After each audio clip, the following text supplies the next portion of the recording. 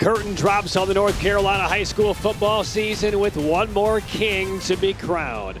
The North Carolina High School Athletic Association State Championships broadcast presented by Tatum and Atkinson, the heavy hitters. 2 unbeatens in 2A vie for the final title. The 3 seed from the West, 14-0 Monroe Redhawks, and the top seed out of the East, the 15-0 Northeastern Eagles. Hi once again and welcome to Kenan Stadium in Chapel Hill. Patrick Keenan alongside former ECU standout Jay Sonhalter.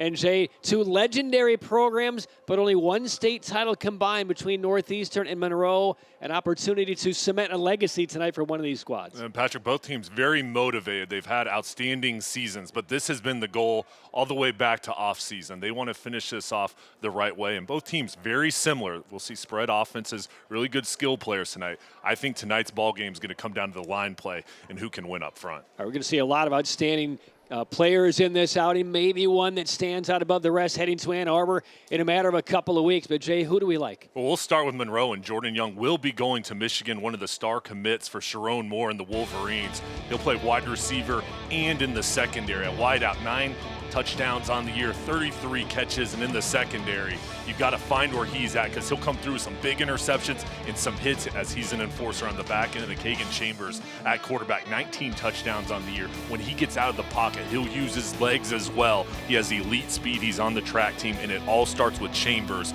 running and throwing for Monroe's offense. And over on the other side for Northeastern, what a year Trey Jones, their quarterback, has had. 42 touchdowns on the year. He's very accurate.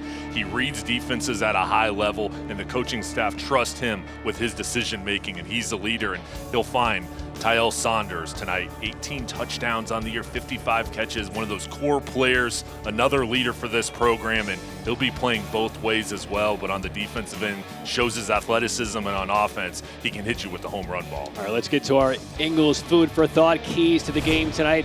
Ingles, low prices, love the savings. Well, from Monroe, very simple, no turnovers. Win the turnover battle, and then special teams will have a big say in tonight's ball game. They want to win that third phase of the game. And for Northeastern, it's all about enjoying the moment, playing loose, and getting off to a good start. And then when adversity strikes, they want to stay composed, handle that momentum shift, and try to bring it back over on their sideline. All right, legendary programs, legendary coaches, good for about 60 combined years of coaching. With more on this matchup, let's go to the third member of our broadcast crew down on the chilly field here in Chapel Hill, Madison Little. It's a battle between 2 very similar football teams. Earlier in the week, I talked to head coach for Northeastern, Antonio Moore, and he told me watching Monroe play is like watching Northeastern in red. Both teams have a lot of talent, a lot of speed, and dynamic quarterbacks able to make plays through the air and with their feet. We talked to both coaches earlier in the week. We asked them what we can expect from their teams. They had very similar answers: explosive offense and a quick defense. So in a matchup between teams so similar, what will be the difference maker? For Northeastern, Antonio Moore says it will be their hunger that sets them apart as they battle for their first state title. And for Monroe, head coach Johnny Sowell told me it's his special teams, an area they've focused on all season long. The NCHSAA 2A state championship game coming up right after this.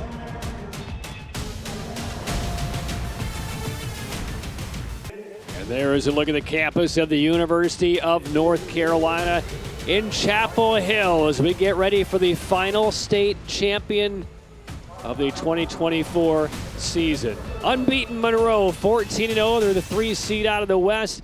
And Northeastern, the top seed out of the East at 15-0. Monroe in the white uniforms, Northeastern in the dark uniforms. And we're getting a look at the coin toss on a very chilly night already. 38 degrees, dropping to an overnight low of 22. Jay, you and I were on the field a little while ago, but 15 minutes of time down in the field, the fingertips were almost numb for me. It went from fall to winter very quickly, and it is crisp down on the field. But I don't think Coach Sowell feels what we felt down there. I told him before the game, I said, hey, Coach, you're tougher than me. Looks like he's still in playing shape, and he's brought a great ball club into Kenan Stadium, Patrick. And no jacket for Sowell in his 21st year as the head coach for Monroe. The Northeastern head coach Antonio Moore got to the state championship game on a victory over Whiteville on his 52nd birthday last week. but he does not want to be the Marv Levy of North Carolina high school football. He has been in the state title game as a head coach 3 times with Northeastern. He's walked away with 3 losses. You can feel, talking with him, he wants this one badly for his program. He does, and when we spoke with him, this game means a lot to the program, the whole community as well, Patrick. It's been 9 years since Monroe has last played for a title. They beat Bunn in 2015, their only state championship, and Monroe will kick things off. Northeastern will take the football, and here is the Rowan kickoff, brought to you by Rowan Law. We fight and have the verdicts to prove it. Short kick, and here come the Eagles weaving through middle of the field, and the opening drive of this 2A title game will start at the 30. The Eagles 15-0. They beat Whiteville by 10 in the regional final. And they're led by Trey Jones, their quarterback, senior. He's thrown for almost 4,000 yards, only 3 interceptions, 42 touchdowns. He's also the team's #2 rusher at about 500 over the course of the year. So the opening snap will not take place. We get a little bit of encroachment, little anxiety on that defensive line. With Canius rushing, defense, penetrating the neutral zone.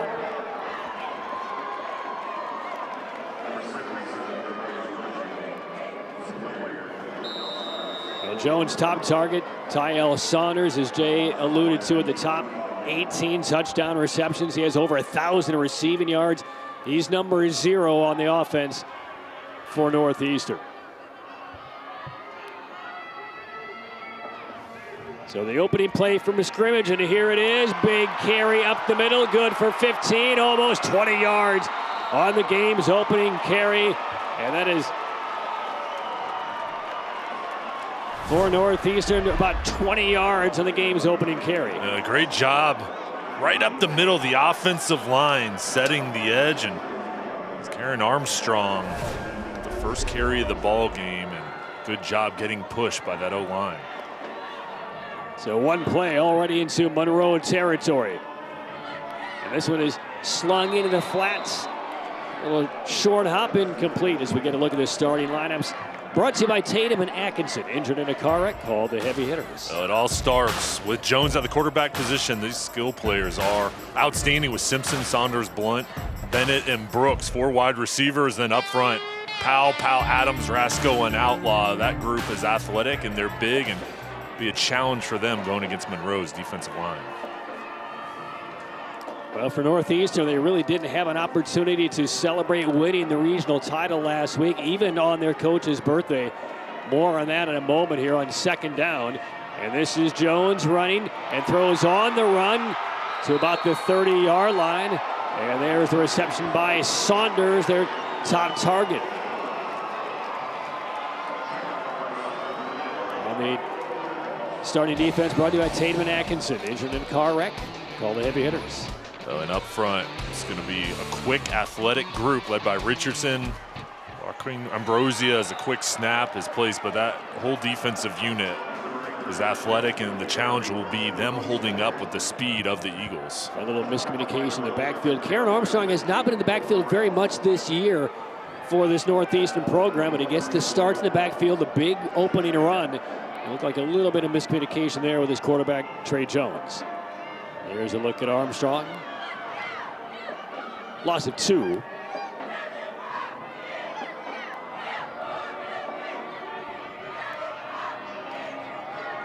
And Jones, pump fake, pulls it back, has a little bit of space, and then it gets cut down quickly defensively by Jeremiah Lindsay of Monroe. A lot of open territory if Lindsay didn't make the 1v1 tackle. 3rd down. Lindsay, such a smart player, and Coach Sowell talked about him really being a student of the game, does his homework, watches a lot of film, and understands his opponent's tendencies. You see him just read, react, and made a big stop. Need to reach the 19-yard line. Jones, a glance to the sideline. Both of these programs averaging over 50 points a game. We talked with the coaches if they expected a high-scoring game. Both of them said probably not. Defenses have been sharp. 3rd and 10.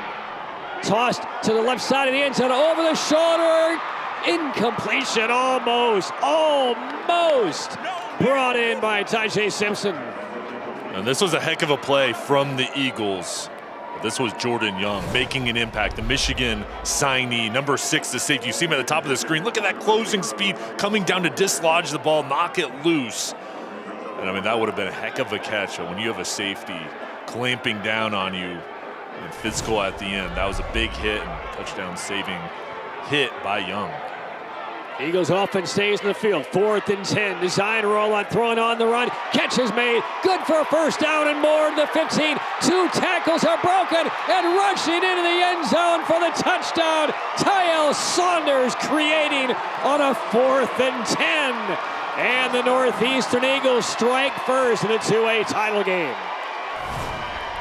I like that, how they roll out Trey Jones to get away from the pressure. And then Saunders, we heard about his athletic ability. You see it here. He is slippery once he catches it. He's great at yards after the catch. Just stops his momentum and then makes one man miss. Nice block to the outside, and the Eagles feel good after the opening touchdown. Big Brown Home Furniture just off I-40 in Bermuda run from 29 yards out on 4th down. Extra point, though, was hooked and missed. And quite an opening start for the Northeastern Eagles. 9:38 left in the opening quarter. They're looking for their first ever state title, and they get off to a bullish start in Chapel Hill.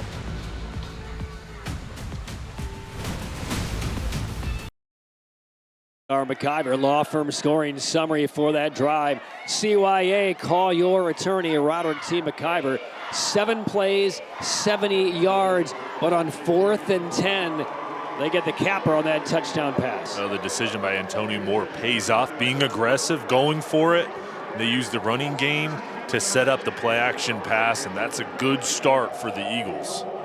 Talked about the situation last week briefly with Northeastern. They beat Whiteville in the regional final, but tragedy struck. The father of one of the Whiteville players driving to that game was killed in an accident. The Whiteville player didn't find out until after the game. During the presentation of the trophies after the win by Northeastern, word filtered to the Northeastern sideline. They stopped the celebration. The entire Eagles squad went over to Whiteville and prayed with that young man and his team. Tells you how tight that those communities are. And they feel like this is now going to be their opportunity to celebrate if tonight goes according to plan. And one way it goes according to plan, Jay, is if they can control the special teams of Monroe, because there are guys who can return punts, return kicks for touchdowns. They've done it about a half a dozen times this year. They've hurt so many opponents this year winning in the special teams phase, and Kagan Chambers, Patrick, what a year he has had for Monroe. He's accounted for 37 touchdowns, 19 through the air, 18 on the ground. He's rushed for over 1,000, thrown for nearly 2K. And on first down, a stumbling handoff for maybe a couple of yards. Zion Lindsay, the senior running back in the backfield for Monroe, as we get to the Tatum and Atkinson starting lineups. Tatum and Atkinson injured in a car wreck, call the heavy hitters. Chambers, one of many leaders, along with Lindsay, Clark, Cottle, Young, and Simpkins. Very athletic on the outside. Joaquin Ambrosia, Richardson, Barino, Rushing, and Brown lead the way up front. The offensive run game for the Redhawks has just been utterly dominant all year. They don't pass a lot, but they'll go deep down the right side this time. Chambers connects and escaping across the field, darting toward the end zone. Jordan Young stretches and scores.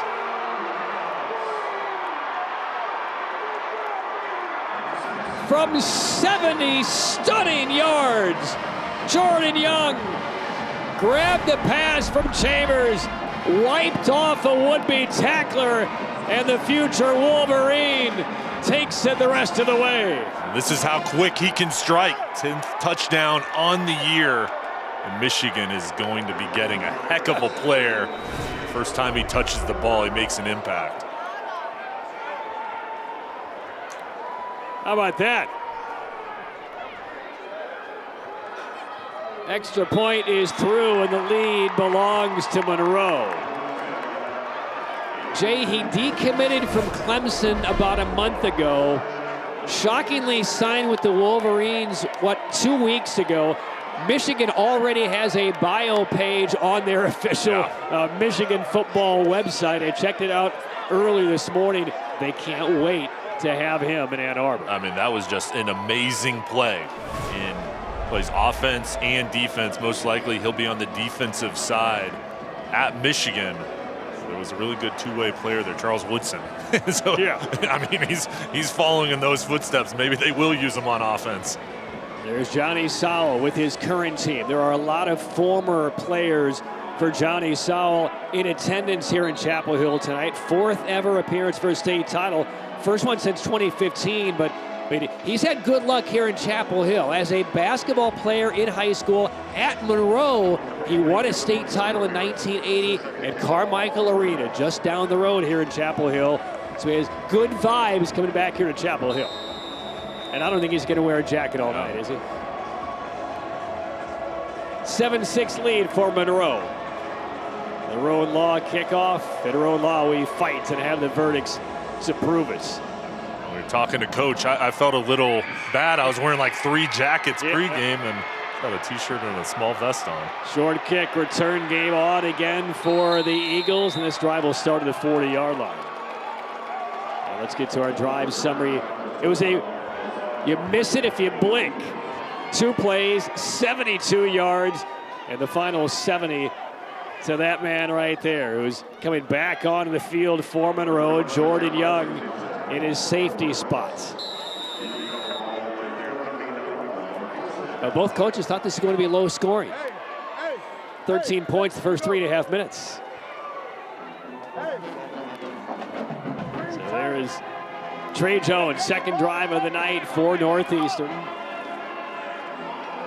Couple of buses making the trip from Elizabeth City, known as the City of Hospitality. And a first down carry for a couple of yards. Northeastern actually stayed in the Raleigh area last night, the long trip. I walked through at Rollsville today, and an opportunity to come to the area to make sure everybody was here in town getting ready for this night game. There's Antonio Moore, 18 years as the head coach. When he got hired, he said the goal for the Eagles was to win a first-round game in the playoffs. He has elevated the bar to stratospheric levels because now all they do is win and compete for state titles. But there's an empty spot in their trophy case, and there has been an empty spot for a while, and that's what tonight is intended to flip. Penalty marker down, first of the game. And here's Michael Carroll in his 27th year as an official and his second state title. Encroachment, defense, still second down. He's here with his wife Julie, his son Isaac. They posed for a picture about an hour and a half before the game. His son is actually applying to UNC. His wife is a big fan. The only other state title game that he refereed was actually right here in 2009, a Tarboro win. Shocker. Yeah, they've had a few of those. Second and a short 3 for the Eagles.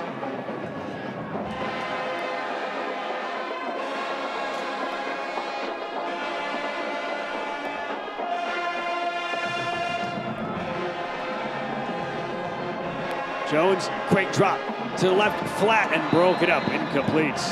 There in the coverage, Quay Knotts for Monroe, a third down. And Knotts probably the best cornerback for the Red Hawks, and just reads it out of the hand, comes up, knocks it loose. Good size on the outside.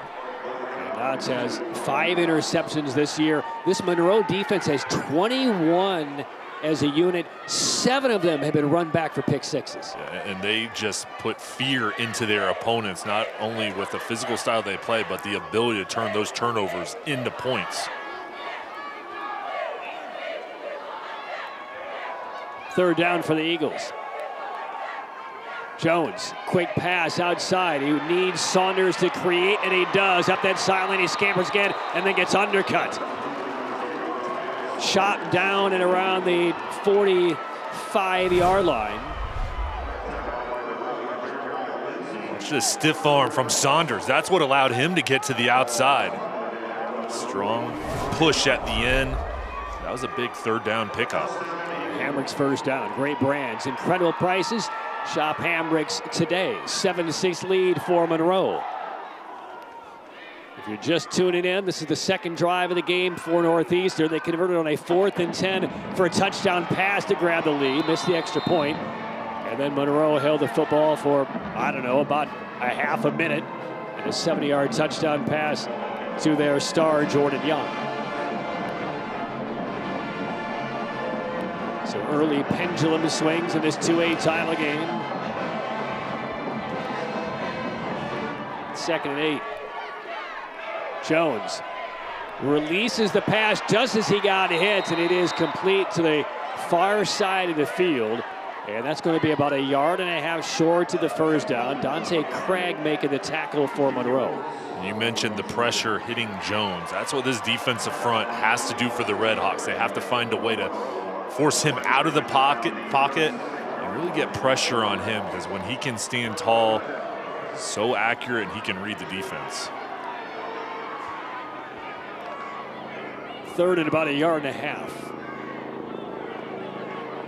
And again, out of the gun, trips to the left.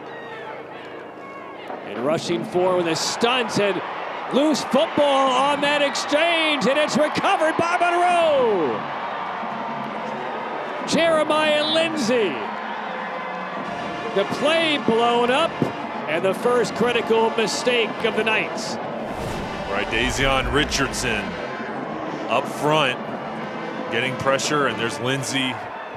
Multiple other players spot on, and just the mishandling of this handoff, and Eagles had a drive going. You got to protect the ball. So Jeremiah Lindsay, a vital junior, recovering the fumble, and now Monroe back on offense. And a first down handoff, stiff resistance right at the line of scrimmage. Karen Armstrong, number 9, in there. They make the stop on Lindsay. I see many players tonight, Patrick, playing both ways. We saw Armstrong at running back. Now it flips over to the defensive side at linebacker.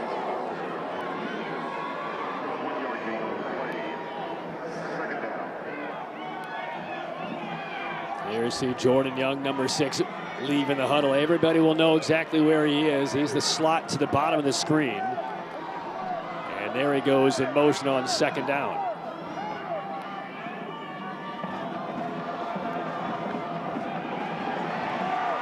And again, the defensive front four by the Eagles standing tall as they shut down Amir Kendall on that 2nd down carry. Once again, it's Armstrong. And this is the defense that's only given up 10 points per game on the season. The misdirection up front does not fool them. Just blow up the play in the backfield, beating the offensive line. Well, the Eagle players on the sideline are exhorting their fans. They brought busload after busload from Elizabeth City, and they need them right here. 3rd and 11 for the Redhawks. Chambers over the middle, has a man, complete, first down and more inside Eagle territory. And then finally driven back, Jamari Clark, the reception, but a 3rd down conversion for Monroe. And that was huge up front, giving time to Chambers. See there, clean pocket. Nice job throwing it over the middle. Eagles converge, but got to get a pass rush on Chambers. Clark only 14 catches all year coming into this one, but a key target on 3rd and 11 there. So down to the 41 are the Redhawks, leading by 1. And 4 minutes left here in this opening quarter. Sprinting wide, Kendall, and Kendall gets cartwheeled around the 25-yard line. That's good for almost 16. And a couple of chunk plays back-to-back by the Redhawks. The O-line again doing the job up front. Nice job with the kick-out block. And then you finish off the run, and now this offense starting to get rhythm, Patrick. There's balance to it. Moving the ball down the field, keeping the defense on their heels. So to the 24-yard line, first down, Redhawks. Kendall again, probing, spinning, and kind of falling forward. pick up about 4 yards. Maurice Bowser in on the tackle for the Eagles. You have that threat of Young on the outside with his big play ability, so you have safety help over the top with him. That allows other guys one-on-one coverage, and it loosens up the box inside in the running game.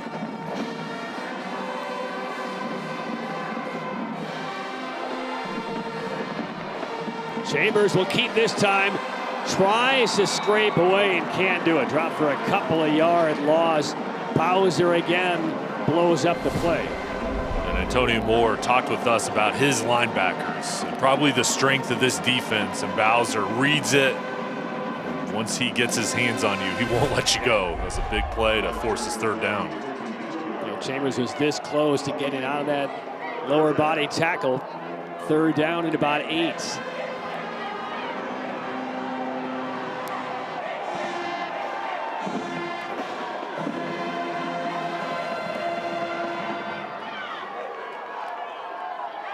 Chambers looks over the defense, 3-step drop, a back foot throw toward the end zone, too far, incomplete.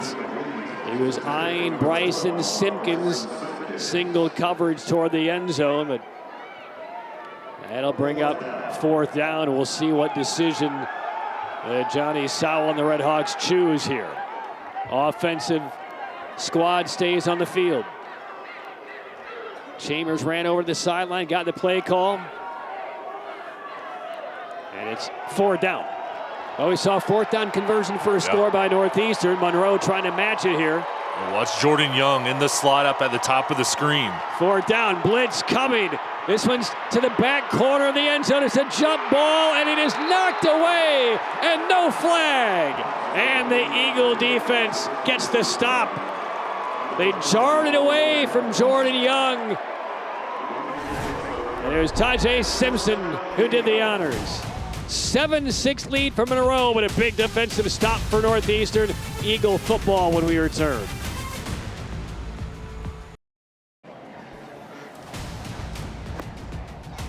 Championships, 8 regional finals, and now the 4th state championship appearance for the Eagles since 2011, but still hunting their first ever state title. Coach Moore says eventually something's got to give, and that's been the motivation for this team all season long. Last season they lost in the Eastern Finals to Clinton, and on the bus ride home, this group of seniors told Coach Moore, we're going to the state championship next year. And now that they're here, they're not content, guys. This offense looking to get something going.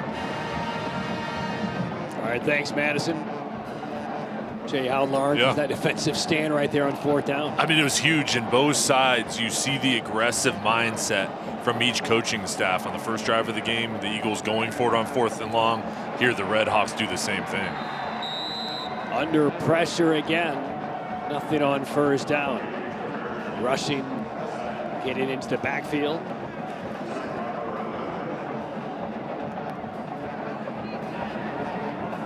Nice rushing, number 77.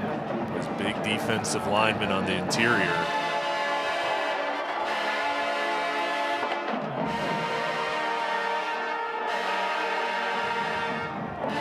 Jones deflected, tipped in the air, and dangerously flutters down in the turf, incomplete. Jesus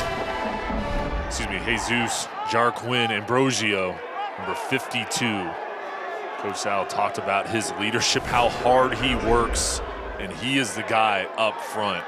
Everybody follows his lead and just sing praises about his work ethic and the type of person he is. 3rd and 10, and a timeout taken by Northeastern here. 7-6 Monroe lead, minute 28 left in the opening quarter. I'm not surprised by the air attack we've seen from Northeastern. A little surprised at what we've seen from Monroe. And I think the coaching staff for Northeastern as well, I don't think they expected Monroe to kind of go through the air as often as they have in this opening quarter. Has anything struck you? They expected more of a running game, and both sides, I think now starting to feel each other out almost here through the end of the first quarter. I'll tell you what, though, these fourth down conversions, you can see both sides going for it, being aggressive. I think that's going to have a big say in this ball game. The conversion opportunities, and if you're going for it on fourth down, when you get in third down situations, you have to have that mindset with 2 plays if you're going to continue to go for it. So, I mean, that's going to be a big part of this ball game, the success rate on third and fourth down on each side. So would you say this is the opposite of what the Indiana Hoosiers attempted to do yesterday? Yeah. Very conservative Completely. play calling. Hyper aggressive on both sides. Monroe and Northeastern. Third down and 10 for the Eagles.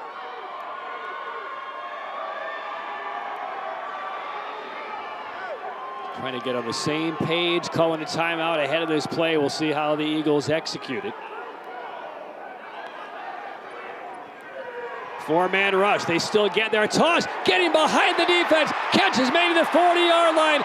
Open territory to the 35. Up the sideline and finally knocked out of bounds. Tajay Simpson. A little wheel route up the right sideline. The blow by and the perfectly parachuted pass. Well, there's so many great athletes on this team, and Simpson might be the best. You see him here, just floats it up and then does the rest with his speed, creating the big play. And quickly back to work, incomplete on the toss by Jones. That's how quick this offense can strike. Simpson plays wide receiver, line him up in the slot, even at running back at some times, and he plays on defense as well. It's a much needed break. I think we'll see him quickly go back in the ballgame. Second down, Jones will pass. He wants it all and gets it all. Touchdown, Northeastern. Unique Blounce, the over-the-shoulder catch, a pinpoint pass from Trey Jones, and the Eagles have their second lead of this 2A title game.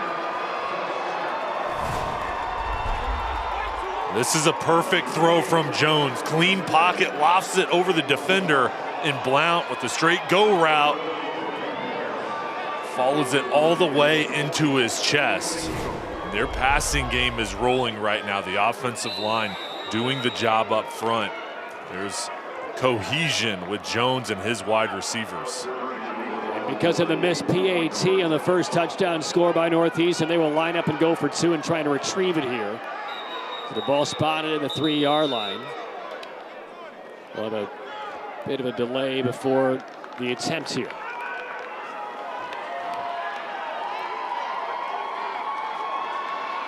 So many weapons offensively for the Eagles. Saunders, Bennett, Blount, Brooks, Simpson. Going for 2. They hand it off and still searching for it, but it will be denied. So a couple of 6s for Northeastern as Mallory unable to power that one home. Trey Jones, 4 for 7 on the day. Best pass. That is perfection. Doesn't get any better than that. The Eagles cooking on the offensive end. 12-7 Northeastern. Take a look at this scoring drive brought to you by McIver Law Firm. CYA, call your attorney. Roderick T. McIver. 22-yard touchdown reception. 55 seconds, 2 long pass plays. And the lead back to the Eagles. Antonio Moore's defense got the stop on fourth down. They're backed up, and then they still turn it into points with a couple explosive plays. We talked in the open of the broadcast about the trust in Jones, this coaching staff, Antonio Moore. They've given him this offense, and he's made all the right decisions so far.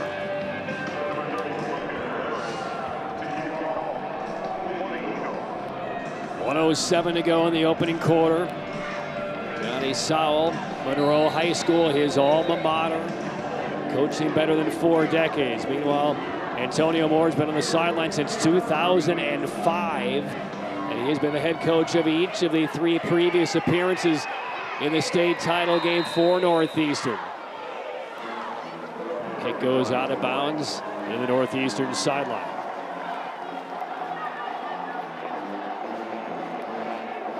And there's no doubt, though, Jay, over the years with the 2A state title games, the team coming out of the East has not had a lot of fortune in the state title games against their opponents from the West. And the Northeastern is trying to reverse that trend here.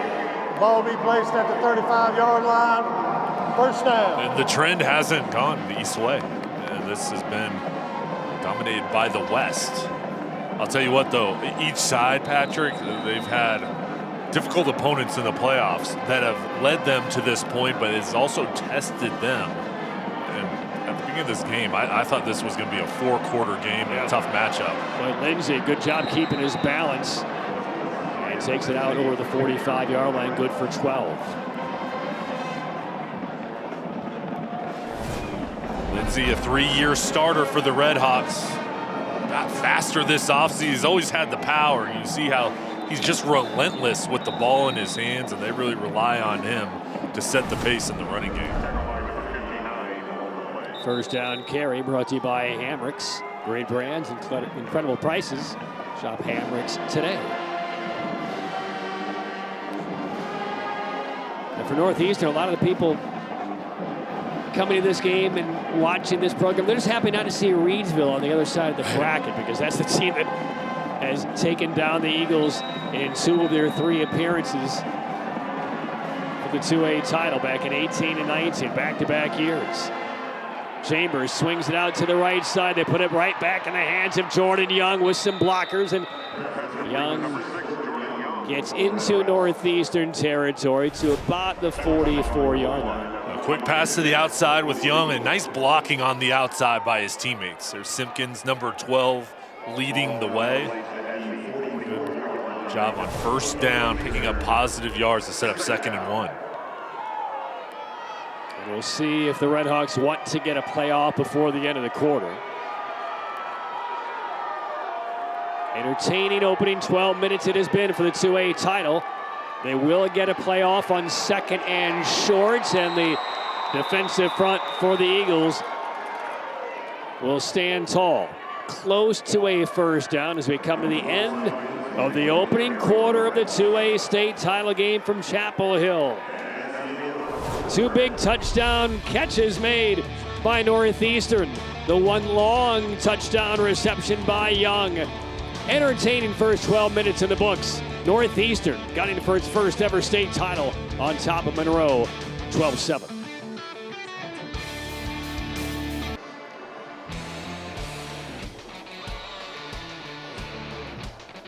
There are the first quarter stats. 12-7 lead for the Eagles, but 138 passing yards for Monroe. That's a big surprise.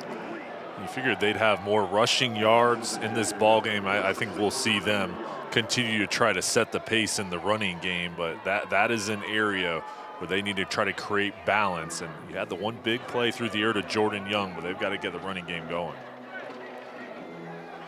12-7 lead for Northeastern, just underway in the second quarter. It's Kagan Chambers. 2nd and 10.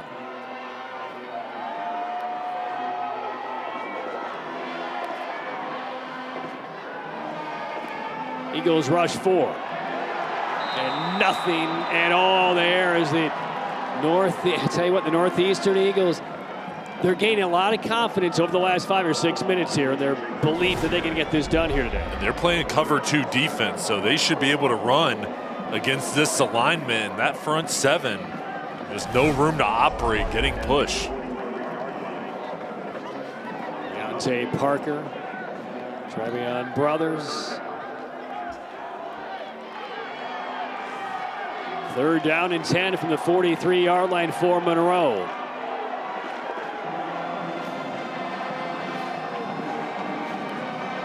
Clark in motion.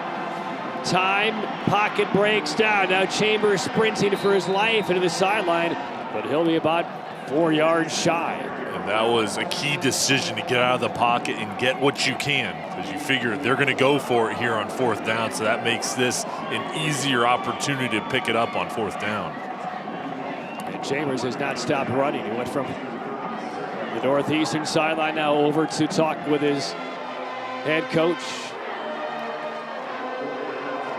Johnny Sowell sends Chambers back onto the field. This is 4th down for the Redhawks. They need 4. You know, I'd do something here with Chambers on the outside. Let him pick it up with his legs. They're going to line up in the I formation, power look. And Jordan Young at the top of the screen, and a timeout is going to be burned here by Monroe. Well, Chambers ran over to get the play call, and evidently that's not exactly what Johnny Sowell wanted. We'll take a break. Early stage of second quarter. Monroe facing a big 4th down when we come back, down by 5. Stay tuned for the myspot.nc.gov halftime report. We'll sit down with Q Tucker, the commissioner of the NCHSAA, and first half highlights and more. Get protected this holiday season with updated COVID-19 and flu shots. You can do so by visiting myspot.nc.gov and find yours today. 4th down, Monroe, trailing 12-7. Couple of fakes. Chambers being harassed and sacked back in midfield. Penalty marker down. Jermaine DeShiel was there, but it's defensive face mask penalty against Northeastern.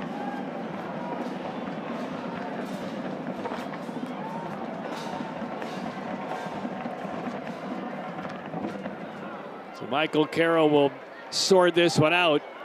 Chambers back on the field for Monroe. Personal foul, face mask, defense. And it's the personal foul variety. The D-line got the penetration. You could see the face mask getting pulled. Chambers immediately looks over, gets the call. Patrick, I'll tell you what, that was a heck of a play to get in the backfield. They were looking for Jordan Young. He was lined up as tight end, trying to hide him in the formation. They were looking to go deep, and Chambers didn't have time because of the rush. A fatal penalty. 1st down now for the Redhawks, and there is Chambers. Moving up the left side, gets a block from his receivers inside the 10, spins, keeps his balance, and flips into the end zone for the touchdown. Creativity to the nth degree by Kagan Chambers. 32 yards for the score, and Monroe back in the lead. Chambers is outstanding throwing the ball. He's also really good with his decision making and just takes off. Doesn't like the coverage and does the rest with his legs. He's a track athlete. And he shows off his speed there and his football toughness, getting around the edge and then finishing off this run, willing his way into the end zone.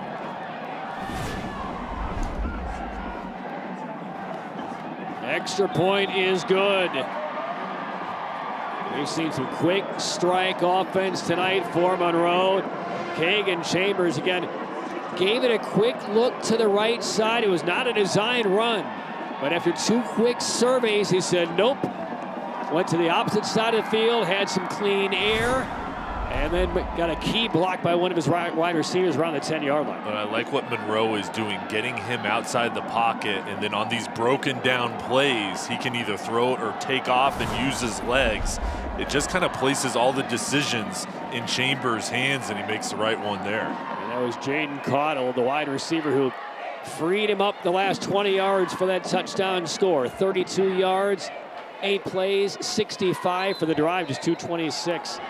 Scoring summary brought to you by McIver Law Firm, CYA. Call your attorney. Roderick T. McIver. 14-12, the Monroe lead.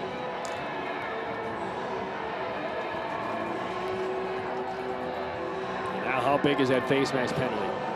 Because you had the sack almost regardless of whether the face mask. Yeah, and would have stopped the drive. Another 4th down. Both teams, I think we'll see that throughout the rest of this ball game, is that mindset. Miscommunication there. A couple of teammates colliding. One moving forward, one moving backwards to take that kick. And Jaquil Brooks got rubbed off the play and got knocked over. That's not his ball to return.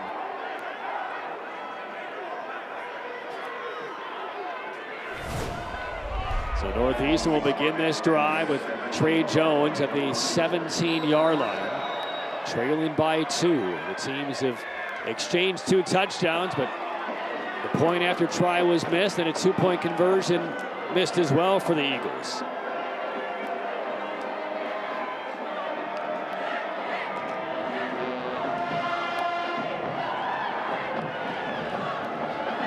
Redhawks showing blitz. Breaking through, big yardage on first down and tumbling out close to the 40. And again, that's Armstrong out of the backfield for Northeastern. Well, when you load things up in the box, if you can get to the second level, there's no other defenders. It's a stunt up front. Armstrong got through it, finished off the run. They swing it out quickly. Saunders beat a man, takes a hit, and takes it also into Redhawks territory. He is electric with the ball in his hand. He's so elusive. He's a nightmare trying to tackle with his speed and just his ability to make cuts in and out of breaks, and dangerous with the ball in his hands. And now the Eagles going no huddle, playing with tempo. 2 plays already to the plus 47-yard line.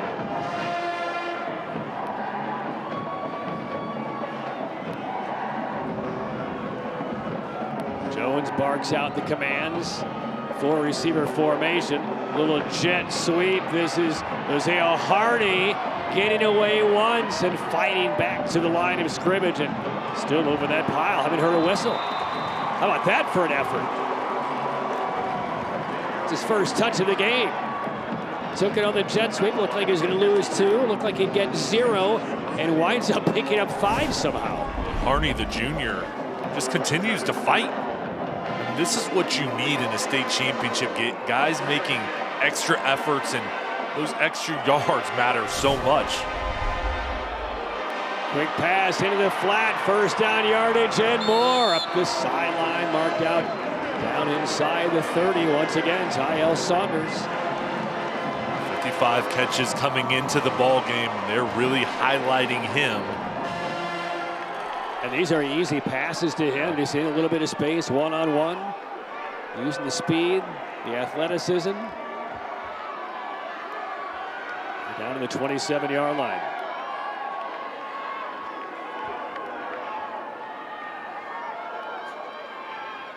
Jones the give. Armstrong, big room up the middle. There he goes. Touchdown. Karen Armstrong from 27 yards, nearly untouched. And the shake-up in the backfield for the Northeastern Eagles ahead of the championship game, paying some major ROI tonight. And Armstrong has that burst. The offensive line up front, just excellent job road grading, getting him up to the secondary.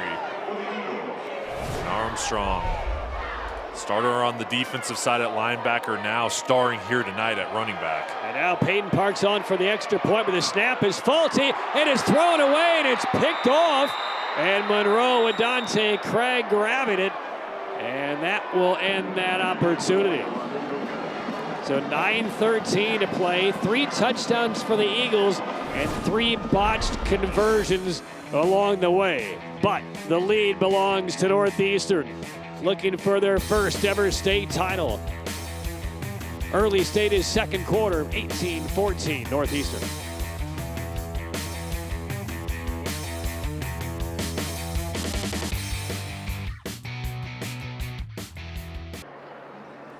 At the conclusion of tonight's championship, Jay and I will select the Tatum and Atkinson player of the game.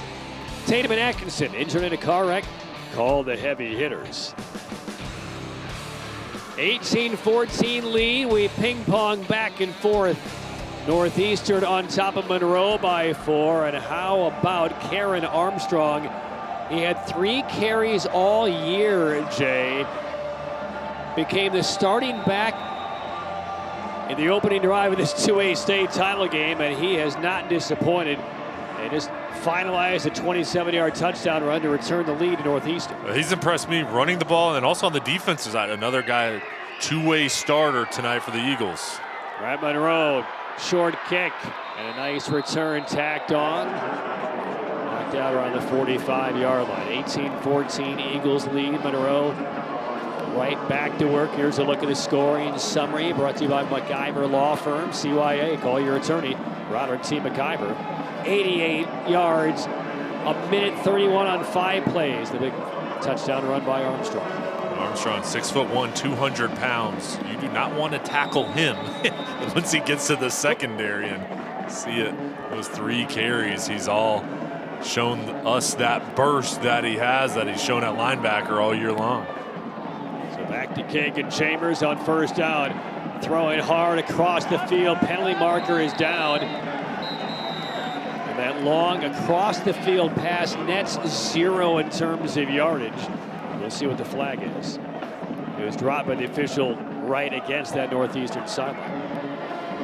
Really curious to hear the backstory as to why Armstrong has been the guy in the week lead up to this state championship game. Don't know if it's injuries or just a change offensively.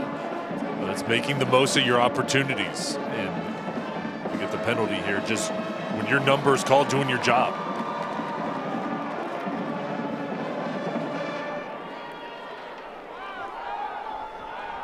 It'll be marked off against Monroe. Illegal touching. Offense. Loss of down. Second down. Down will count. Illegal touching. 5-yard penalty. And Johnny Sowell on the sideline. An odd look on his face on that call. He's been coaching for over 4 decades. He knows basically every rule in the rule book. That one confused him. We saw on the last drive, Chambers using his leg pass. I think they've got to go back to him, giving him opportunities out on the edge, whether he throws it or runs it, to stress out the defense. Single coverage, the bottom of your screen on second down. Chambers runs out, goes opposite. He's going to heave it. He wants Young. It's up for grabs. And it's picked off by Northeastern. Intercepted by the Eagles.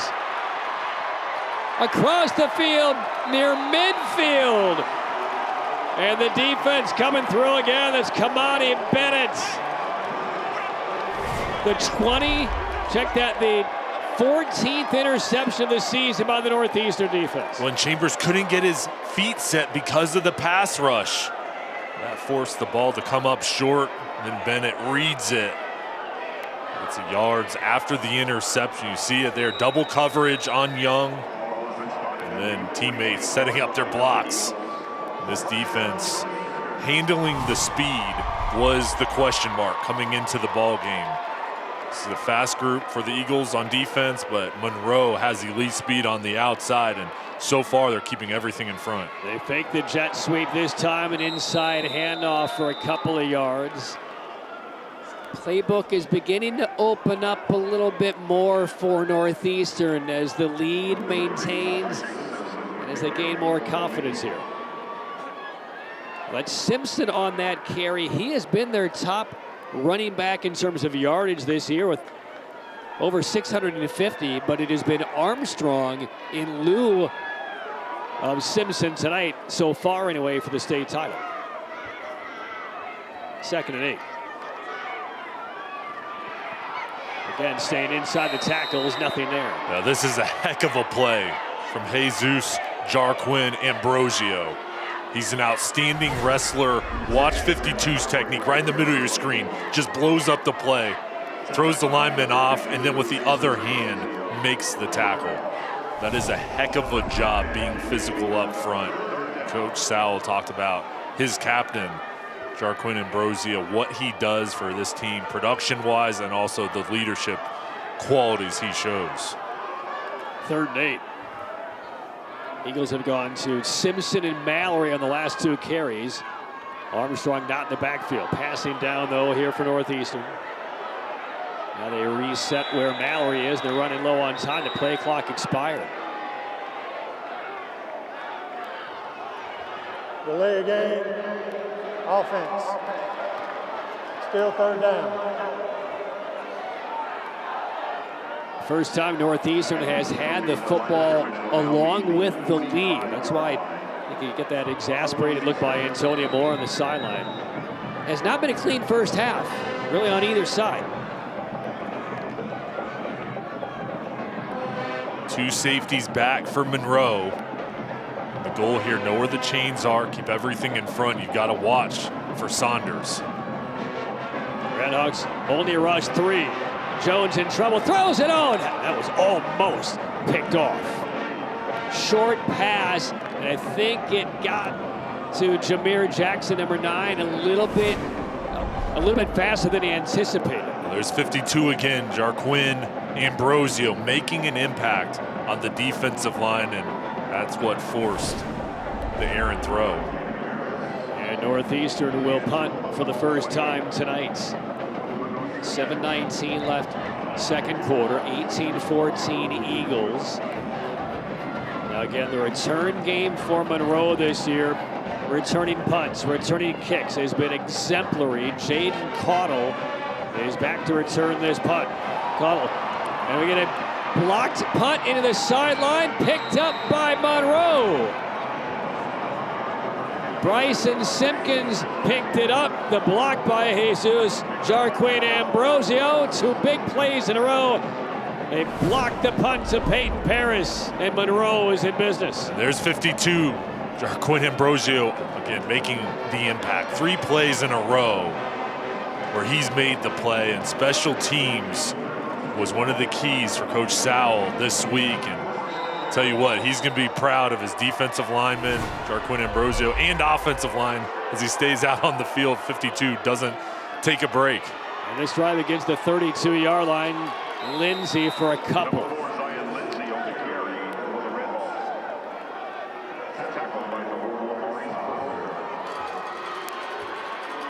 Now if you're Monroe, you have to take advantage of this field position. You have the special teams play.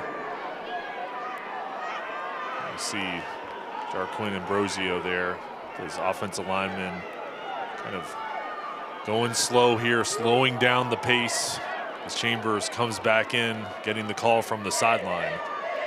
There's still plenty of time in the play clock, down to 10 as they break the huddle.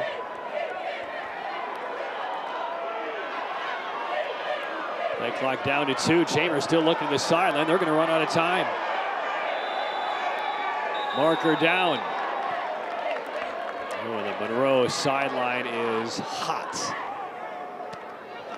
Delay of game. Offense. Still got second. Mistakes you don't expect in the state title game on both sides here in this first half.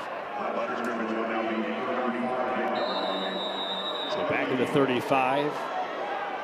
2nd and 13.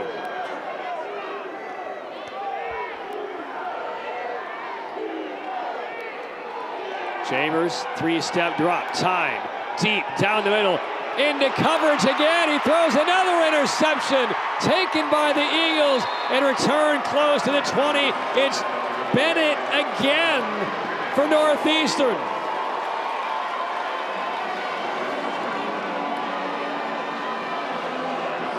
Another pick for Bennett and the Eagles. Jones had thrown 3 all year. He's thrown 2 in this second quarter. And they're looking for Young. And the safety help over the top. Bennett just reads it. It's an easy interception. And this defense coming through with a couple turnovers. I mean, with all the interceptions that Northeastern has voluminously logged this year, they now have 15. I don't know that 2 have been easier than the ones that they've had in this quarter because they basically just been thrown up for grabs. And Monroe is trying to take shots, finding Young. And the safety's playing back. I think the adjustment you have to make is try to get him quick screens, short passes, because on the deep passing plays, the safeties are just shaded over towards his side of the field. Quick swing pass to the right side in the hands of Saunders, but he's chopped down immediately. So you feel it. That's a reprieve for the Eagles, at least if you're a Northeastern fan or player on that sideline. After that block punt, a short field to Monroe, and you come through again and force another turnover. And there's seat number 9. That's Karen Armstrong, who is back in the backfield again. He had 3 rushes all year until this state title game. He's been their featured back tonight.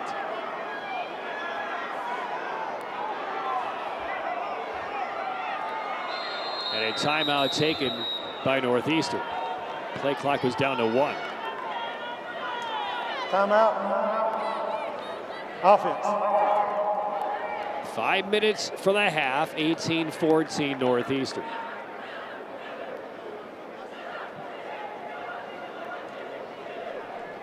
A reminder, folks, stay tuned At the conclusion of tonight's title game, we'll showcase the Carolina Ford dealers drive of the game with Ford F-150 on your team. It's game on.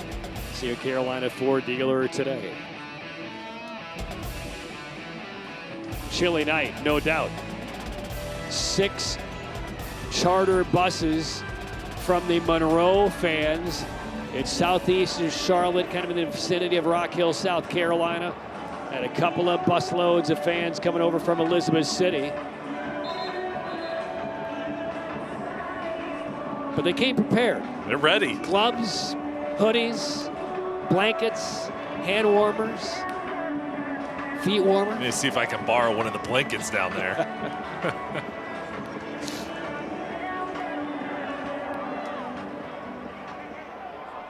So out of the timeout, 8 yards to retrieve on 3rd down for Northeastern. 18-14 is the lead.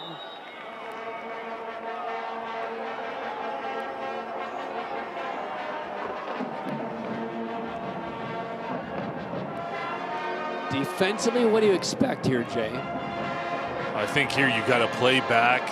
Make sure you get beat over the top. They throw over the middle, and it was there. The throw that was a little bit behind the intended target. Looking for Brooks. It was a cover 2 defense where it's vulnerable in the middle of the field, and they just tried to split the safeties and couldn't connect, and it's going to force the punting unit out on the field. And the punting unit a little bit shaky the last time around, only a couple of minutes ago with the block punt.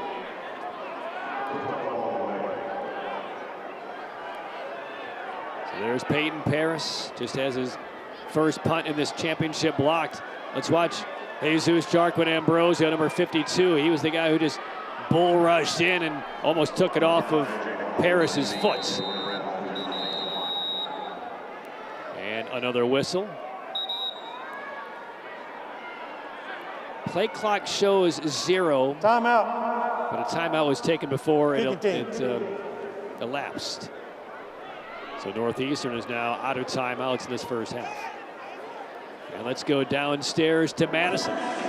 Well, you guys mentioned the struggles this special teams is having, specifically this long snapper, Ivian Armstrong, getting a talking to from his coaching staff on the sidelines. He got in a couple extra snaps with his teammates, trying to hype him up, get him focused, and hopefully they can do something this go around. I think in this ball game, special teams, penalties, turnovers, that's going to really sway who wins the game. And with the timeout being called, just making sure everybody's on the same page, and this has to be a quick operation because I would expect Monroe to come after it. I mean, when we talk special teams, it's already been in the spotlight several times tonight for Northeastern. Yes, the block punt, but they have misfired 3 times on extra points in a game like this. So they have left some serious points on the field on what should be some relatively elementary facets of the game here. When the fullback is shaded over towards Jarquin Ambrosio's side. 52, the second interior defensive lineman from the top. Clean snap, fumbled a bit, and Paris just shakily gets it away, and it's going to check up right at midfield. So a 33-yard punt. Nice job recovering anyway by Paris as he was unable to handle that snap on the fly. Cool night, slippery football certainly. That snap was right at him. And for Monroe coming out on this drive, you're going to have the ball right at midfield, and you have to take advantage of it. And the goal for the Red Hawks has to be touchdown, and let's use some clock here. Gain momentum going into the halftime break. The drive starts in midfield, 4:48 for the half. Chambers hands off, Lindsey spinning, still pushing, boy. No tackle is ever guaranteed in this title. Look at him, he's dragging 3, dragging 4. Did he lose his helmet as well? He did. I mean, he picked up an extra 10 or 13 extra yards on his pure determination and strength. And this is one of the best runs I've seen all season. Just watch the effort. And this is amazing.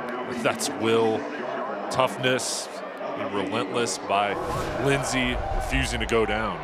To the 26, he'll sit out a play because his helmet was ripped off by a defender that couldn't tackle him. First down carry. This is Kendall, and he'll pick up some solid yardage, about 9. I'll tell you, on the other side for the Eagles, you have to wrap up and you have to show effort there. That was too lackadaisical. They thought he was going down, but you've got to find a way to just bring him down, swarm over, and be physical.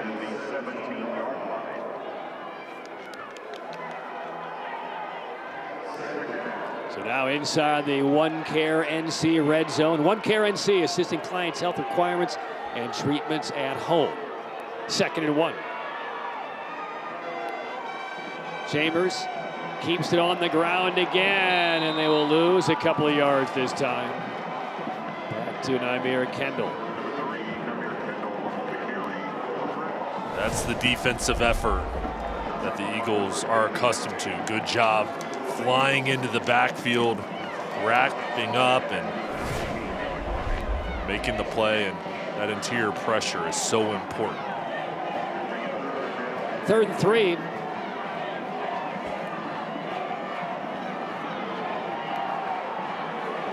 Redhawks will deploy Lindsay to the top of the screen. Chambers nowhere to go. Shaking back left and losing more yardage. They lost about 7. And they stopped by Zion Depps in the defense for Northeastern. You talk about lackadaisical play in the opening 2 plays of this drive. The defense has stood up the last couple. And Zion, Depps makes the play, but it was Blunt coming off the edge with the blitz that forced Chambers back towards the inside, and Zion Depps, the senior, coming up with the big play. This was 2nd and 1. It is now 4th and 10 for the Redhawks, who trail by 4. Rushing for are the Eagles. Chambers chased already, giving up serious ground. He's going to have to unload toward the pylon. Triple coverage, tipped and intercepted by Northeastern at the 2-yard line.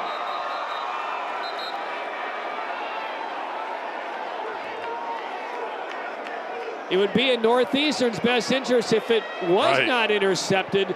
The initial ruling was that it was picked, and it looks like now it may have been ruled incomplete. Yeah, they're going to rule it incomplete, and this is going to work out for the Eagles. They're going to gain about 20 yards. A little shove there, but still this ball padded around. That looks like may have touched here initially. It does not. And then there right you see it roll over on the ground. That's a good call. But the official in that area was kind of blocked off, and he didn't see it, so he spotted that as a pick for Northeastern, but then it was overturned. So it's an incomplete pass. It was 4th and 10, and now Northeastern back on offense. Blunt nearly the pick, and now he's back as one of the wide receivers. This 4-receiver package on 1st down with about 2 minutes to play in the first half. 90 yards rushing, 154 through the air. They're showing balance, and this offense working to keep the defense off balance on their heels, mixing in the run and the pass. Northeastern in no hurry. Also with no timeouts, they do not want to give the football back to Monroe. Monroe will get the kickoff in the second half. Jones throwing, tipped, deflected, and dangerously flutters down on the field here at Kenan Stadium.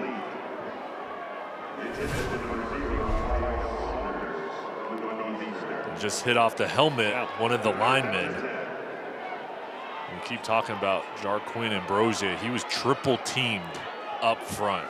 They are trying everything they can to slow him down, and right now, for Jones, 3rd and 10, you have to be careful here. Number one thing, protect the football. Would imagine Monroe burns a timeout if they get the stop here on 3rd down, and the clock still runs. In trouble, Jones. He takes a massive hit into the sideline. Flag sails in, and this is going to be a personal foul on Monroe. They would have forced a punt. And Jones got clocked into the sideline of Monroe, and the Eagles are displeased. Good to see Jones get up. This is a huge mistake from Monroe. Jones walking it off. And there's Jones right there on his feet going toward his sideline. He's going to come out for a play. Looks like Zach Ishman is now coming on the field for Northeastern for one play. And they're going to decide how this is going to be adjudicated here. I mean, this was a enormous late hits. It was high on the body. And Michael Carroll, the referee, will give us the verdict. Dead ball. Personal foul. Defense. All right, here's the net sound from this late hit against the quarterback Jones.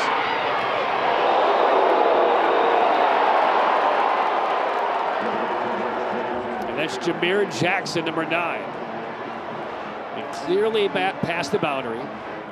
The hit was shoulder, maybe a little above, not in the helmet, but defense. An egregious mistake.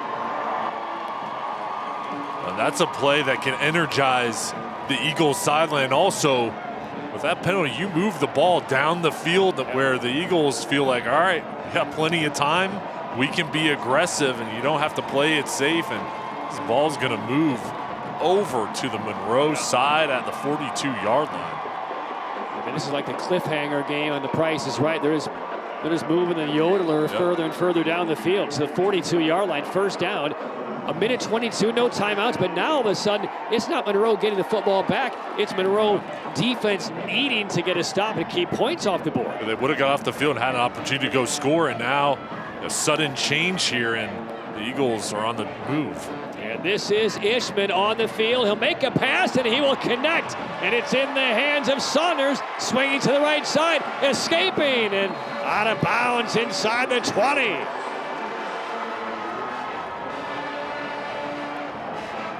Ishman, only a sophomore, 36 attempts on the year, and he's got a strong arm. He's next up behind Jones once he graduates and finds Saunders across the middle of the field, and now quickly this Eagles offense inside the 20. And Ishman is staying on the field for Northeastern. Back inside the 1KRNC red zone. At the 16, low snap, and diving onto it is the back in the backfield, and that is Armstrong. That was a tough one to handle right at the shoelaces of Ishman. Loss of 4. Clock still running. You're back outside the 20-yard line now. Ishman, play fake, steps up, feels some pressure, marker down. He gets sacked back at around the 24. And that marker is in the vicinity of offensive holding, and that is the call on Northeastern. The O-line's just battling Jarquin Ambrosio. Again, we keep calling 52's name. He's having a huge impact on the defensive line.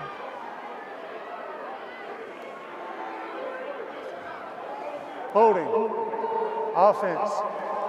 Repeat second down. Watch 52 working up front, double teamed, and he just gets tackled.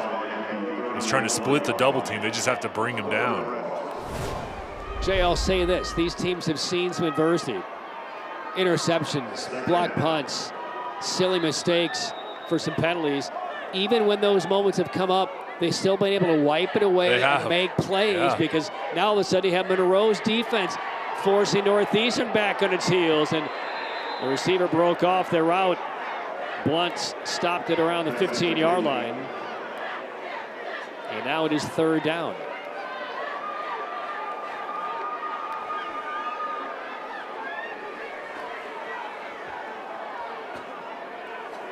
And there see Trey Jones back on the field. 24 seconds left, no timeouts. Jones looking, dancing forward, and he will be brought down around the 26. He'll pick up a few. Again, Northeastern is out of timeouts. They're going to try and get the kicking team on the field. The clock is ticking down. It's a race against the clock to get Peyton Paris an opportunity. 4 seconds left. Can they get the snap off in time? They will not, and that's how the first half will end. They were trying to line up for a 43-yard field goal attempt, but again, without any timeouts, they were unable to get the team out there in time. So the first half is done.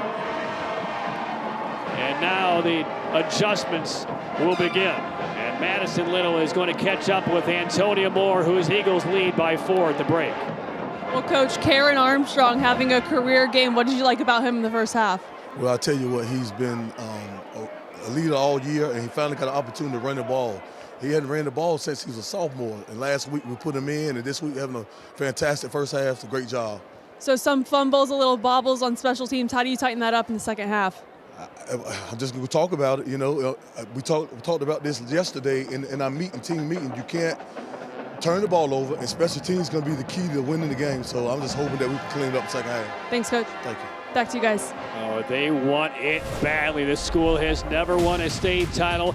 Far from a clean first half, but Northeastern still leading Monroe. It's a tight one. It's a tough one in Chapel Hill. At the break, Northeastern 18, Monroe 14. MySpot.nc.gov halftime report begins next. You're watching the MySpot.nc.gov halftime report. Get protected this holiday season with updated COVID-19 and flu shots. Visit MySpot.nc.gov and find yours today. Hey everybody, I'm Nelson Weston. Thank you all so much for tuning in to Friday Night Rivals. Joining us today is our long-standing good friend all the way from Ingalls Markets, Melissa Leva. Good to see you, my friend. Your football friend. It's football friend indeed. Now, Melissa, speaking of football, I want to transition from football to the classroom because you and I both know y'all have a famous program called Tools for Schools. And for those who are unfamiliar, how exactly does it operate on one hand, but on the other hand, more importantly, how do the good folks at home go about supporting it and getting involved today? Oh, Nelson, it's really a wonderful program because it's geared toward the school and the needs that they have that sometimes, lots of times, teachers will actually end up buying out of their own pocket. Indeed. You have an Ingalls Advantage card and a list of schools who participate in the Ingalls Tools for School program. Link your card to one of those schools, and every time you shop, you're earning dollars. At the end of the year, the school can go and purchase what items they need. Oh, that sounds like an amazing and well-rounded program. Right. Now, Ingalls, y'all have provided robust support to the community for so many years now. We're talking high school athletics, college athletics, and everything in between. It does beg the fundamental question, why? Why is this so critical for y'all? Well, it's not just sports, but it's also educational programs, but we're the home team. Ingalls is your hometown grocery market, so you are also supporting our home teams. Of course. It's really important for us to be a part of that community. We love being part of that, and we're blessed to be able to do that. Lots of those students work at our stores or graduated from those schools. We see these people in church, we see these people at work. This is a really big deal for us. Might be a big company to look at us from the outside in, but we like being beacons in our own communities. Y'all are beacons indeed. All outstanding work. Now, Melissa, very quickly, you and I both know no great game is complete without delicious, mouth-watering good food. What are some of the most popular items on y'all's menu? Oh my goodness, you have to start off with a wonderful boar's head sub, just absolutely good with all the trimmings, great fried chicken, all the sides you could possibly want, a wonderful salad bar, a wing bar, olive bar. I mean, I don't know if I could decide. I just have to go get a big old wheelbarrow and take it all there, plus all the things you need like chips and drinks and paper plates. One-stop shopping place for all your tailgating. All fantastic work indeed. Well, Melissa, thank you so much for your time here today. Thank you, Nelson. All right, we'll be back in just a moment. You're watching the MySpot.nc.gov halftime report. Get protected this holiday season with updated COVID-19 and flu shots. Visit MySpot.nc.gov and find yours today. I'm here with the North Carolina High School Athletic Association Commissioner Q Tucker. Commissioner Tucker, this is the best time of the year, the football state championships. Well, it really is. That's the greatness of what we do, is that there is a beginning, there's an ending, and we know that a lot of stuff happens in between the beginning and the ending. And typically for us, it's good because we're education-based athletics. And so we're trying to teach lessons. What were the big points of emphasis for the association this year? It starts obviously with the sportsmanship piece. We just continue to focus on that. Each team that participates in our state championships, we give a sportsmanship award because we want not only those individuals to know it, but we want the general public to know our emphasis on good sportsmanship. And then, of course, all the other core values that come along with just trying to help them balance academics and athletics. Can you give any insight to what next year will look like with the changes in classification? We have those 8 classes now that the schools voted that they wanted to have. So we've got those set. They're out there for public consumption. And now our realignment committee is at work trying to put together that first draft of conferences to see if our membership will be pleased with where they will land. We will have a lot of conferences that will have multiple classes within them, which will be very, very different. So this next alignment, 25 through 29, is really historic because it's unlike anything we've done since we started classifying schools. We had devastating storms this season. What struck you about the resilience of those affected? Everybody who is involved in high school athletics, they work together to try to figure out a way to not only get back on the playing field, but they reached out to help their neighbors. They are bouncing back. Now, many of them are still struggling with where they're living, how they're going to make it through the coldness of this winter. But the resilience is there, and I'm as proud of those people in the West as I've ever been. You have the opportunity to be one of the first down on the field to greet the state championship winner. What is that moment like for you? You see the tears of joy. You present those awards to those young people. Coaches are excited. That's great. But at the same time, that runner-up team, yes, they are tears of defeat. But you know what, Jay? They're winners too, to say, hey, you gave it your best shot. Congratulations on a great year, a great season.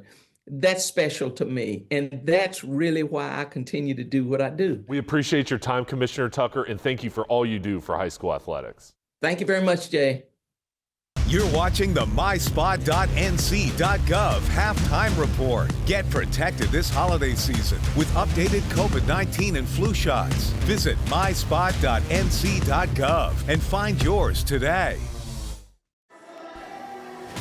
MySpot.nc.gov halftime report continues from Chili Chapel Hill. It's the last state championship football game of the calendar.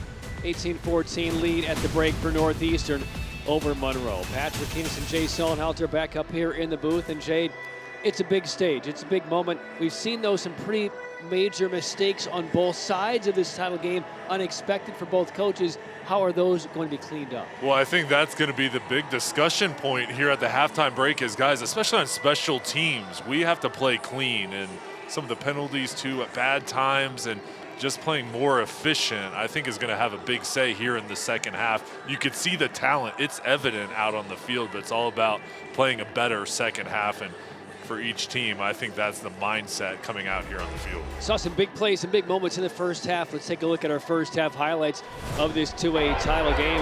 It started very early. Yeah, early on, throwing the football. Saunders got the scoring going on the first drive for Northeastern, and we saw how quick he is with the ball in his hands. They got off to a hot start, and then Monroe coming back on the other side. One play, Chambers going over the top to Jordan Young. He's going to Michigan. He's still at Monroe right now, making plays for the Redhawks, and he got his team on the board. So that would begin the teeter-totter first half. Back and forth, neither team led by more than one score. And this is how we saw Northeastern reclaim the lead. The unique Blunt catches the touchdown pass from a perfect throw from Jones. These quarterbacks were making plays with their arm and their legs, with Chambers getting out of the pocket and using his speed to get into the end zone. That would give the lead back to Monroe, and then our next lead change came later in the second quarter on that run by Armstrong. That would put Northeastern up 18-14.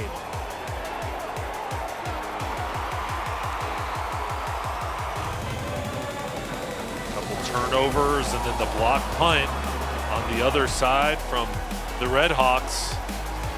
And the secondary picks off another one. It kind of turned into second half later on a defensive effort with the defensive side making plays.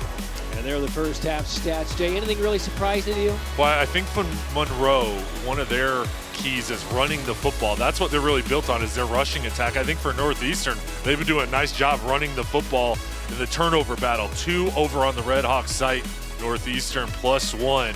But here in the second half, that's going to be the key factor is turnovers. All right, 18-14 is the lead. Madison Little is downstairs with Monroe's head coach, Johnny Sowell.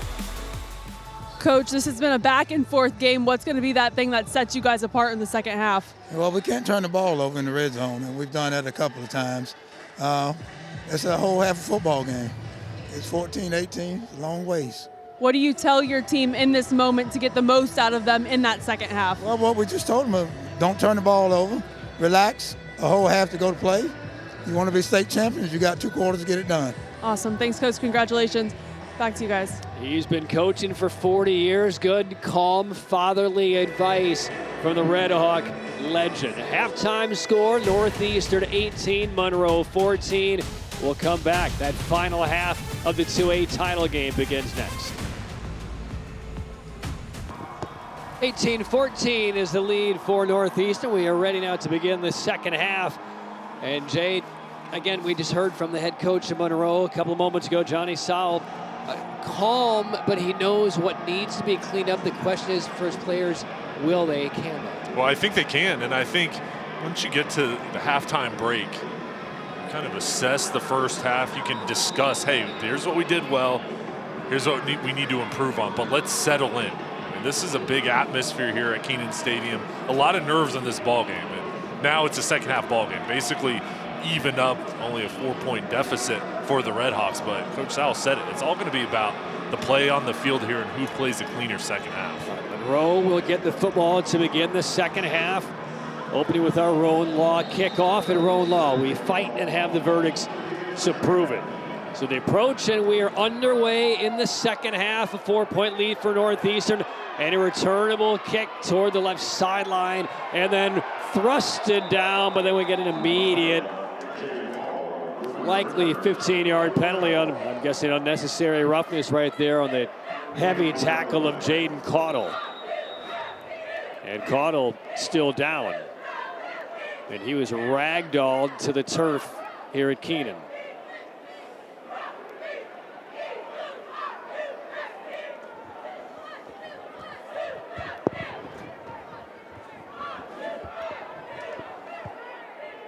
Athletic training staff for Monroe out to take a look at Jaden Caudle. A couple of punt returns this year for touchdowns. Take a look here, Jay, at the back end of this play. The grab of the face mask and then the toss down. And I'm guessing the issue on the injury for Caudle probably is that head got twisted Personal around. foul, face mask, kicking team. And Caudle's still down. Looks like they're working on his leg.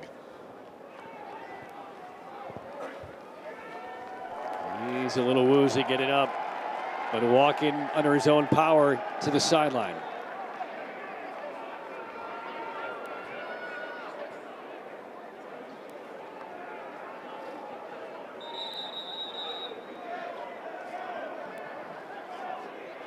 So with the penalty, they will set the football out to the 42-yard line. So that's where this third quarter will begin as Kagan Chambers comes back onto the field.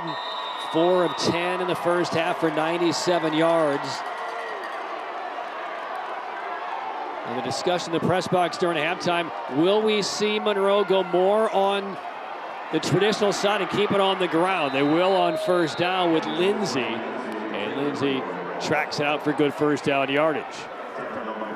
It's a good sign, getting Lindsey going. And I think here in the second half, the goal for Monroe is run the football and then get Young touches. Your best skill player, try to find different ways to get him the ball and then get the ground attack rolling and the offensive line push up front and just that toughness that they've shown all season long. And the Redhawks really seem to overly feature the passing game in that first half and really targeting Jordan Young.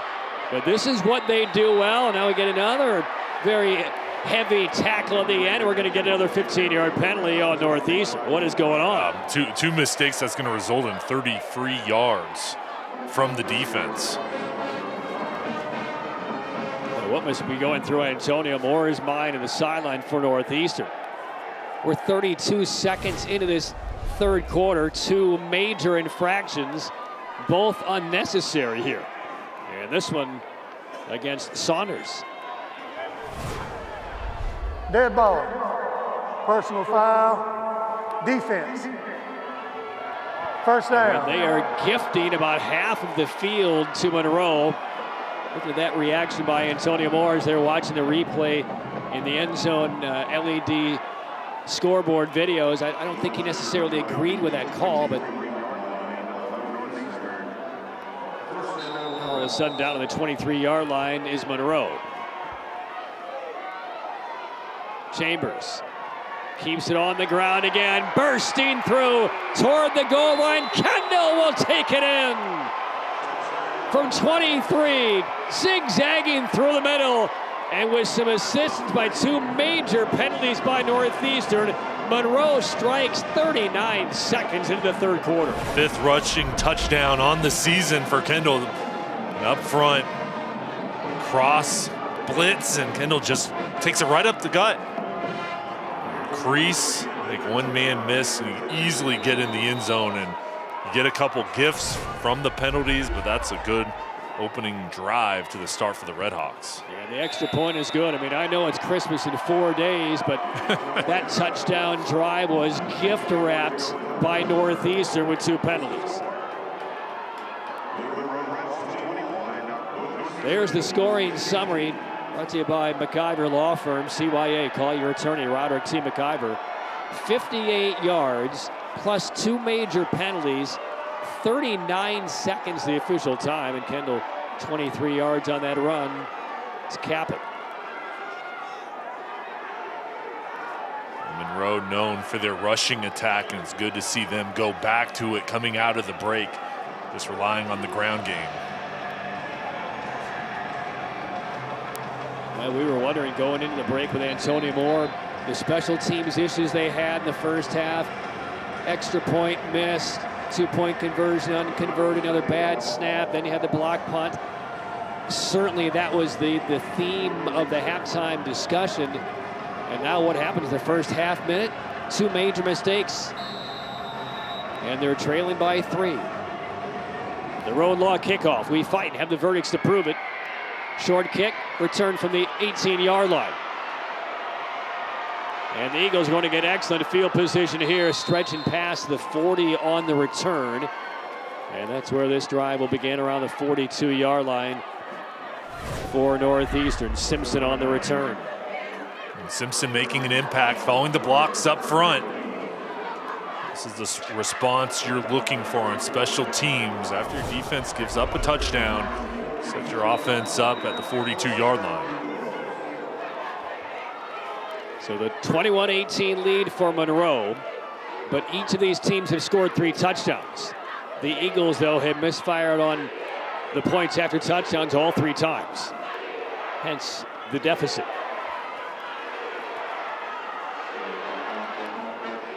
Trey Jones will give it off on first down, and a couple of yards off the right side, that is all. And again, that's Karen Armstrong. We heard at halftime had not carried the football in a game since his sophomore year, but they got him in the game for a couple of reps last week and a great week of practice. All of a sudden, he becomes your featured back in the championship game.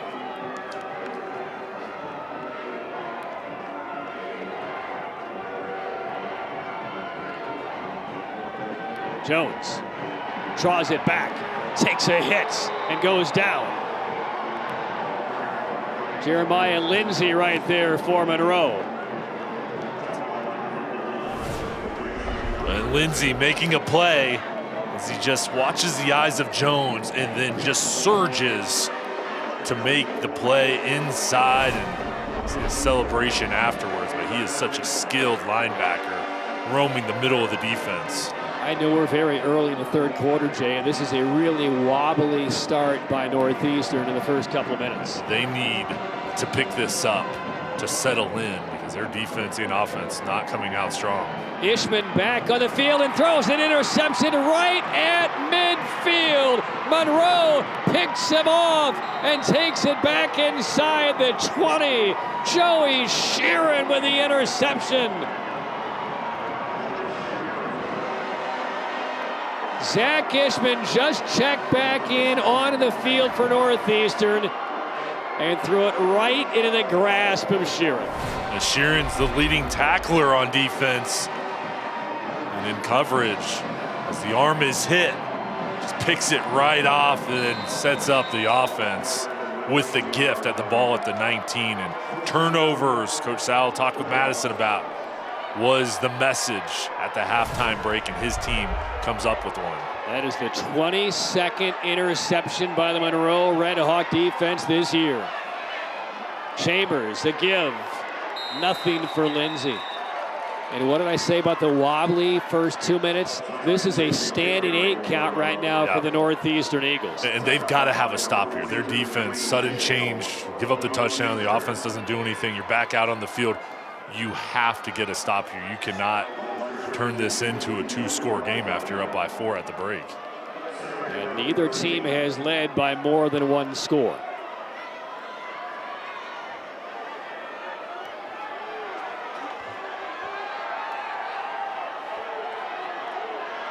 Lindsay accompanies Chambers in the backfield. 3 receivers up top. And it's Lindsay again, bursting through the middle, hops over a man, takes a hit at the 10-yard line, and the pile still moving forward for the Red Hawks, down to the 7. I would just continue to give the ball to Lindsay, keep the ball on the ground, and he is running with a physical style. Now you can see he's starting to get into a groove, and Monroe over 20 minutes regard to time of possession. Over on the other side, Northeastern only 11 minutes. So you hope if you're on offense, you can wear them down. Inside the 1-care NC red zone. On 1st and goal, the delay. Lindsay again to the 5 and now stacked up around the 4.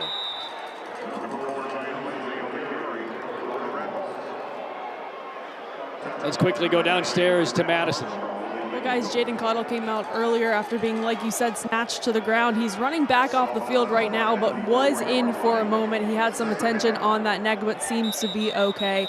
Now number 4 down for Monroe. All right, so we will have a delay here, and that is Zion Lindsay on the doorstep. 19 rushing touchdowns for Lindsay. They will check on him. Monroe leading by 3. They're inside the 5-yard line. Their top back is injured. Back after this. At the conclusion of tonight's championship, Jay and I will select the Tatum and Atkinson player of the game. Tatum and Atkinson injured in a car wreck. Call the heavy hitters. 21-18, Monroe has recaptured the lead. And they have the football right back. 2nd and goal from the 4-yard line. Chambers under center. Lindsay got injured. He's on the sideline. Here's a handoff. This is Kendall trying the left side. No signal yet. Now it is. Touchdown for the Red Hawks.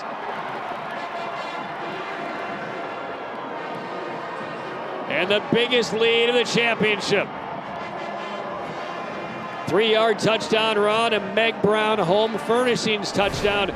Meg Brown Home Furniture just off I-40 in Bermuda Run. Look at that push on the left side of the line of scrimmage. Red Hawks just falling forward. And this is the perfect start to the second half for Coach Sowell and that message that he gave his team. 2 touchdowns inside the first 4 minutes of the third quarter. The lead is now 10 for the Red Hawks.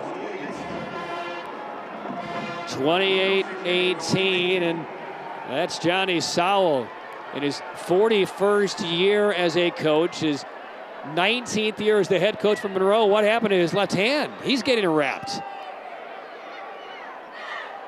And we'll send Madison down there to figure out what's going on with him. He's staying in the game. He's good, though. I mean, he's not putting on a jacket. It's about 30 degrees now. He's not going to the ER. You're not. Yeah. I'm coaching a state championship game right now. He's tough. He's an athlete. There's the scoring summary. McIver Law Firm, CYA. Call your attorney, Roderick T. McIver. 4 plays, 19 yards. Took just a minute 52 off, but they are taking the spirit away from the Eagles. Ready now for their own law kickoff. We fight and have the verdicts to prove it. Eagles need a spark. Will it come on special teams? Across the field, and a tackle right around the 30-yard line. And our Madison Little, Johnny on the spot, has the deets on Monroe head coach Johnny Sowell. It's just a little cut on that hand. Nothing to worry about with no sleeves. I'm sure he can't feel it anyway. It's so cold down here, but he's good to go. He's staying in the game. I mean, he has coached a lot of guys who played in the NFL, and at least one of them is here tonight, if not more. He's had some amazing items on his portfolio over his coaching career. Trey Jones is back on the field, gives it off on first down. Jay, we noticed as Monroe was driving down the field, he was throwing on the sidelines. We saw him leave the field in the second quarter after taking a hit. I didn't see him take a hit, but when his replacement came in, Ishman threw a pick. Did you see anything happen? Well, you wonder, is there effects from that late hit when he was knocked out of bounds? That's when he had to come out of the ball game, and he didn't get hit on that play. They just took him out. So you have to wonder the effects of the first half. And that might also impact the throw-in game for the Eagles. Again, he's thrown for almost 4,000 yards this year as Lindsey gets another necessary stick. Yeah. Keeping the ball on the ground 2 plays in a row. The rush defense flying in the backfield and very quickly sets up a 3rd and long. Yeah, I mean, if Jones is unable to effectively throw the football, that changes the equation in a major way for Northeastern, because that is a big, big part of their offense. And they've kept it on the ground twice on this drive, down by 10. And on 3rd down, we'll see Jones test the arm here, and he goes deep, and there's nobody home. And a look back by his receiver near midfield by Tyel Saunders, and this will be a 3 and out for Northeastern. It looks like some frustration beginning to seep in. But Trey Jones, he's still on the field here. This is 4th and 10 at your own 29-yard line. And now the punt team finally comes on. Too early to make that kind of gamble. That's the right decision. As much as you want to be aggressive, you've got to bring the punt team out on the field, and they'll try to pin back Monroe. Now Caudle is back on the field for Monroe. He'll be the punt returner. Again, he's returned a couple of punts for a touchdown this year. Very, very dangerous. And we will get a timeout taken with 6:33 to go, taken by Northeastern. Monroe leading by 10. 14 quick points in this 3rd quarter, and they're about to get the football back. 6:33 to play in the 3rd. Monroe up 28-18. Stay tuned. At the conclusion of tonight's 2A championship, we will showcase the Carolina Ford dealers drive of the game. With Ford F-150 on your team, it's game on. See your Carolina Ford dealer today. Punt team is on the field for Northeastern. They've given up 2 quick touchdowns to Monroe, and the Red Hawks are about to get the football back. It's picked up on a couple of hops by Caudle, and he'll race it into his own sideline and advance it by a couple of yards. Always a fairly high-risk play. I mean, you're up by 10. No need to do anything silly. But Caudle, yeah, he's here. He is hearing it right now. That left hand might be stinging a little bit for Coach Sowell, but hey, we're up by 10 right now. There's only really bad things can happen on that kind of play. You kick it, they pick it up and run it in. It's a whole different game. And again, that's a That's a gentleman who has been coaching high school football 40-plus years with the penalty charge against Northeastern. Dead ball. Personal foul. Kicking team. We were chatting with Johnny before the First game. down. Again, first thing we notice, no jacket when it's about 40 degrees down there. Second thing you notice, he's in plain shape and could play at some kind of level right now for a man who graduated high school in around 1980. He's just a great guy. Yeah. And Antonio Moore, both coaches, really enjoyed our conversations before the ball game with them and just kind of getting their thoughts right before the game and this awesome opportunity for their schools. Very good to see Lindsay back on the field, and Lindsay makes his presence known. Almost 10. Lindsay's starting to roll. He's getting in that groove. There's the block up front. Nice job. The offensive line, the running backs helping each other out. That was Namir Kendall, number 3, helping out Lindsay get to the edge. There wasn't much room to squeeze through on that carry by Lindsay. Picks up 9. This is a dangerous moment for Northeastern. The fake to Lindsay, the spinning drive by Kendall, and he whirls his way down close to the 20. Well, an adjustment Monroe has made here in the second half has been obvious. In the first half, they're going to the air, trying to highlight the pass game, look for Jordan Young. Now in the second half, they're going back to running the football. We thought this might be the case. Yeah. Just keeping it on the ground, using the clock, and trying to wear down the defense. Hamrick's first down. Great brands, incredible prices. Shop Hamrick's today. Just outside the red zone. First down carry. Kendall again. Collared back right at the line of scrimmage. And now over on the other side, if you're a defender, somebody has to step up. You need to create that spark. Get a turnover. Do something to gain momentum back on your side, because at this point, if you give up a touchdown, that's going to be a deficit and a road to climb back in this ball game that you don't want to face. You've got to get a turnover, force a field goal in this situation. Yeah, minimum, if you can't get a turnover or a stop on 4 downs, hold to a field goal. Keep it a 2-possession, 2-score game. This is Lindsay around the left. Bang down near the sideline. He'll pick up about 4. So here's the first opportunity for the Eagle defense. Pretty good job there from Aaron Armstrong bringing down Lindsay. He was fighting, trying to get through that tackle. But now it sets up a 3rd down. And Patrick, you have to figure, could be 4-down territory with where they're at on the field.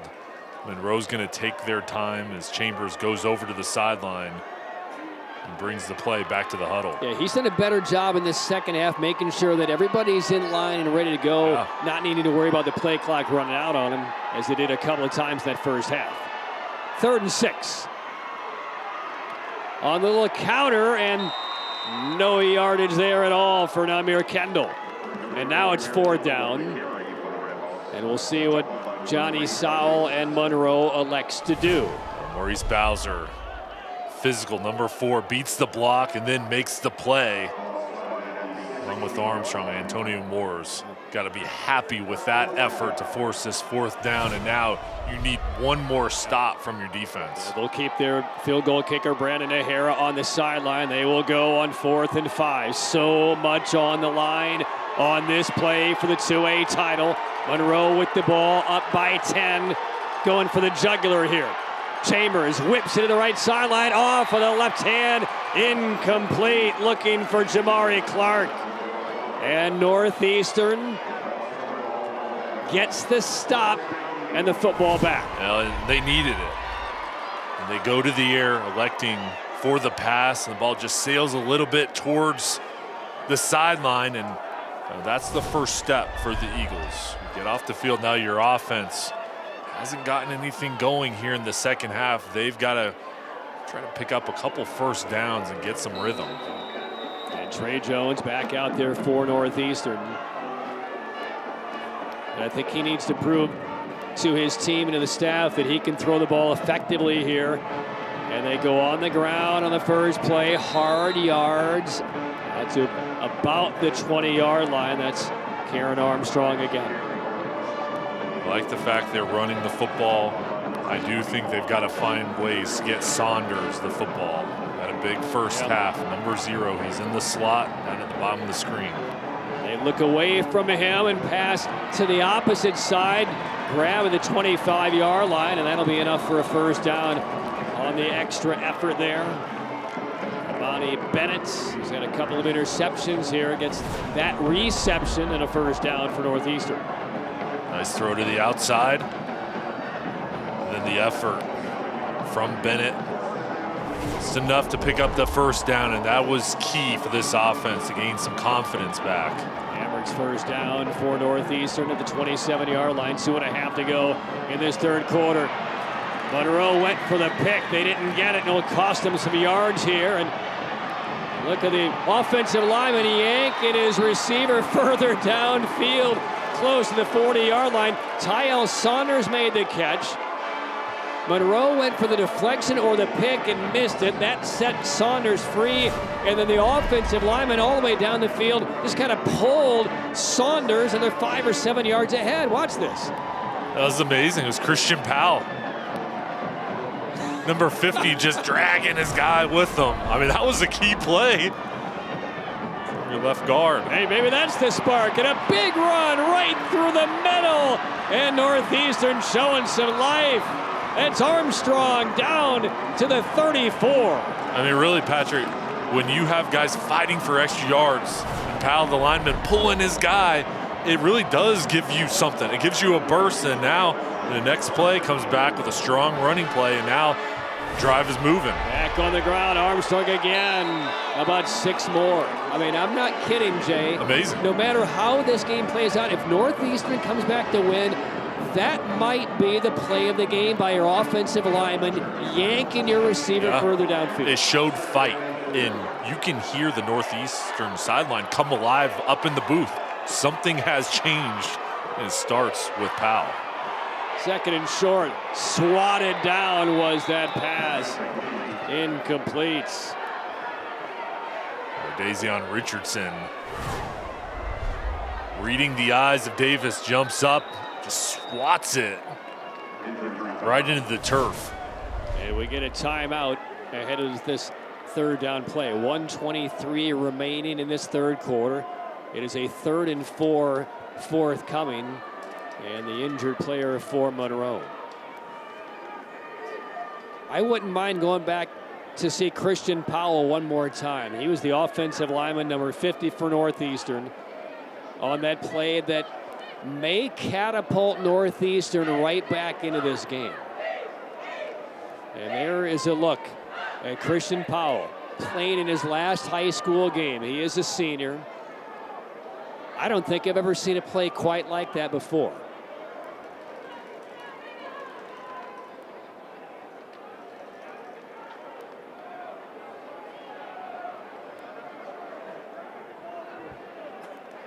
All he's trying to do, Jay, is win a state championship. Yeah, he wants it. Here's a look back at this play. Look at this effort. He's not even in the screen. He's hustling down.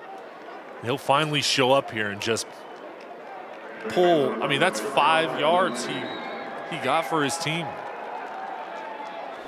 I mean, if I need to pull somebody out of a ditch in a snowstorm, I hope I have Christian Powell's number, because he's the guy I want to get me out of a ditch. Great teammate. Coach Moore talked with us about his play this year and just said he's been awesome. Been a great player for us, and it's evident by what he did on that one. Monster tractor pull. I mean, you name it. Here we go. 3rd down and about 4 for Northeastern. Clock ticking down toward 1:10. Little delay handoff, room up the middle, nice move, cutting left, still on his feet inside the 10-yard line, shoved out of bounds at the 2. Big run by Northeastern's Tajay Simpson. It's 1st and goal for the Eagles. The Eagles coming back.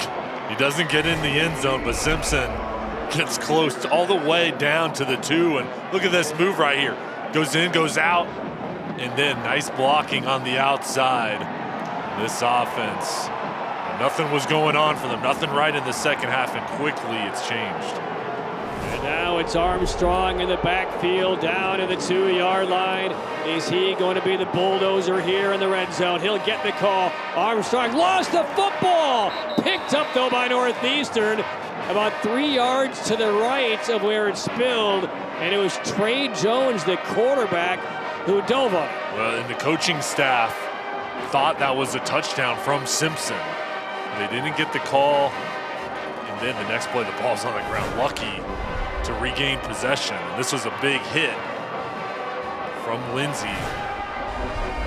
And on 2nd and goal, nothing doing on that carry by Northeastern. Now we're seeing the determination by the entire Monroe defense. This is when coaches talk about winning the line of scrimmage. This is where it's evident. Right on the goal line, you need 2 yards. It's just a battle between the O-line and the D-line. Will they take the play before the end of the 3rd quarter? Jones out of the gun, 3 seconds to go in the quarter. And they will get it off. Jones is going to throw a little toss, has a man, and it's a Northeastern touchdown. Zion Debs playing on offense as a tight end on 3rd down in the red zone. Deception. The play action pass, the fake, and Demps cuts across the line of scrimmage. Looks like he's going to block. Gets out to the flat. Nice play call for the Eagles. And now the key for Northeastern. They have not produced an extra point all night. Can they now? Yes, they will. And it's a 3-point game as Peyton Paris bangs it through. That was the final play of the 3rd quarter. It looked like it was going to be a Monroe runaway late in this 3rd quarter, but an offensive lineman has changed the tenor of the game for Northeastern. It's a 3-point contest for the 2A title heading to the 4th.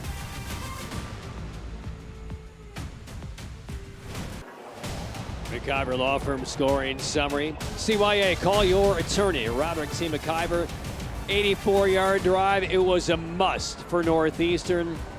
And capped off by the 2-yard touchdown reception by Demps. 28-25, Monroe leading Northeastern. We start the 4th quarter. The final 12 minutes of high school football across the state this year.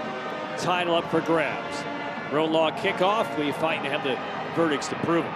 Short end over end kick, and good field position here for Monroe.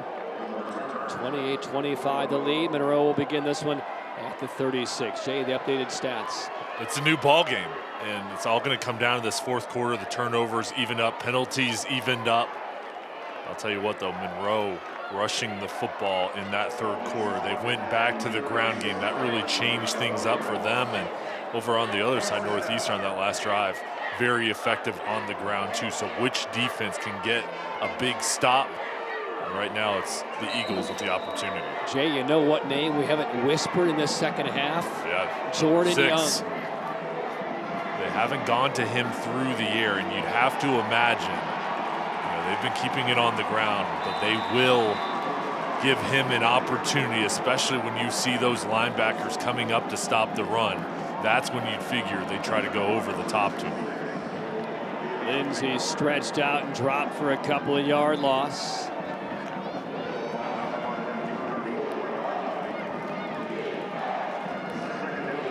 It is amazing how momentum can shift and how it is so tangible in sport. You never know. In sports. It felt like Northeastern was on life support about 4 game minutes ago. Now it feels like they're almost in charge.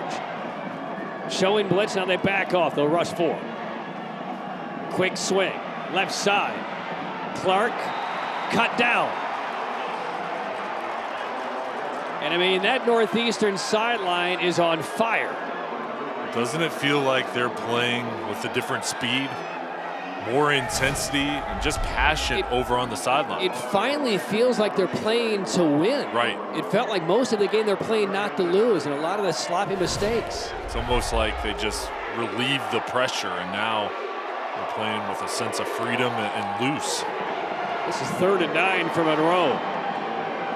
Let's see what the Northeastern defense does. Chambers buys some time. Here's some heat. Has a man wide open near midfield. Big catch and big advance for Jamari Clark. It looked like the guy who was scheduled to cover him slipped and fell, and that gave Jamari Clark about 10 yards of freedom before he was even breathed on. Just wide open. Clark doing the damage. And unfortunate for the defense that was playing so well, but you can't make a mistake on a 3rd down. MySpot.nc.gov, 1st down. Get protected this holiday season with updated COVID-19 and flu shots. That was a 3rd and 9 conversion for Monroe. Handoff, Kendall. Wrestled down around the 30.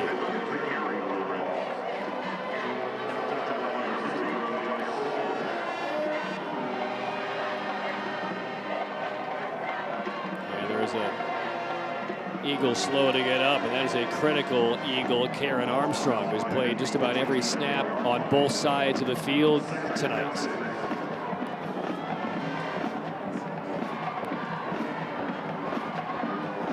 That's also something to keep in mind for Armstrong, the fact that he has not been a running back since his sophomore year. Now he's basically playing double the snaps in one game. How will he hold up here in this final quarter? Quarterback draw, sprinting left side, and bumped out is Chambers around the 25. He'll be about 2 yards short. Going back to Chambers running the football, where he was very effective in the 1st half with the long touchdown run for the Redhawks. And right now taking their time, making sure as Chambers goes over the sideline, gets the play call. This is a big 3rd down, and again, you figure if they don't get it here, they're going to go for it on 4th. They need a couple of yards. Late sub into the defensive line by Northeastern. Play clock down to 4. Chambers, hands off, and Lindsey won't get it, and he may lose a yard. I don't think that'll change the mindset. I still think they'll go for it. It was not what they were looking for. It's Zion Demps who just caught that touchdown pass for Northeastern a moment ago. It's 4th down and 2.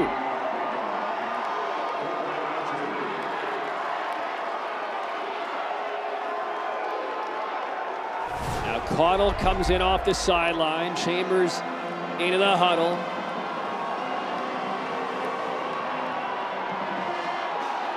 Biggest play of the championship. Chambers rolling, steps back, here's pressure, he splits it, still on his feet, now he'll throw to the end zone, and it is incomplete. It's incomplete. Chambers bought time, avoided a sack right here, and threw on the run, and it just did short hop into the end zone. And he's being aggressive. He could have picked it up on the ground. He saw Caudle wide open, was looking for it all at Northeastern. Initially looked like it would be a sack. They couldn't get to Chambers. Then it looked like it was going to be easily a 1st down or a touchdown. And they get off the field, and now their offense is going to have a chance. First touch offensively in this 4th quarter, and how about Trey Jones? The hard count draws Darkwood Ambrosio offsides. Defense. 1st down. Well, the standing 8 count is over. The smelling salts have worked. And Northeastern right now is starting to land some body blows like Rocky against Ivan Drago. Am I dating myself with that reference? Gain of a couple of yards. 2nd and short. Let's go downstairs to Madison on the hype on the sideline for Northeastern. Well, you guys said it, the vibe down here has definitely changed. We have players jumping, screaming, dancing on the sidelines, and every single person I've talked to has said this is a chance at history for our city, and something Coach told us earlier, preparing for adversity. They have done just that. Second down, delay, handoff, and here's some big room, Armstrong, midfield, marker flies in. And the ball may have come out, but it's ruled down, spotted in the 49. Now let's check the penalty. It's right in the area where that run was ending, so perhaps it might be a holding call on Northeastern. Saw Chandler Powell in there kind of pleading his case, and it will go against Northeastern. A lot of lobbying right now everywhere. Every call is needed for both of these teams. It's going to be a spot foul. They will still move the chains. Offense. First down.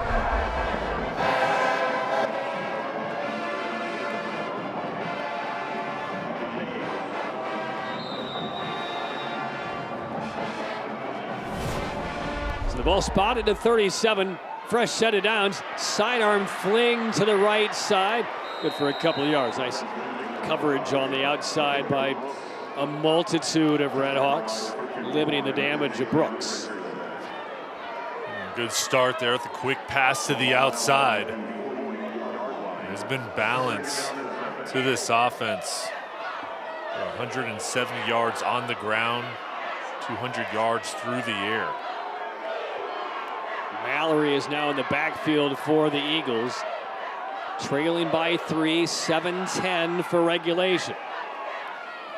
In motion, Bennett. Mallory the call, head down and put down after a gain of a short 2. Joey Sheeran in on the tackle with the interception in the first half, the leading tackler for this defense. He sets up a 3rd and 5, and again, just with both teams' mindset going for it, this is probably 4-down territory. Again, Bennett in motion. Throwing is Jones. It's tipped and it's incomplete. And look who's in the backfield again. Jesus, Jarquin, Ambrosio. Richardson was in the vicinity as well, and it's 4th down.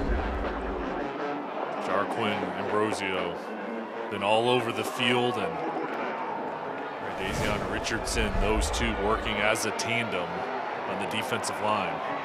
Here it is, 4th down. 4th down, midway through the 4th quarter, the 2A championship. The ball to the Eagles, trailing by 3. They need 5 yards.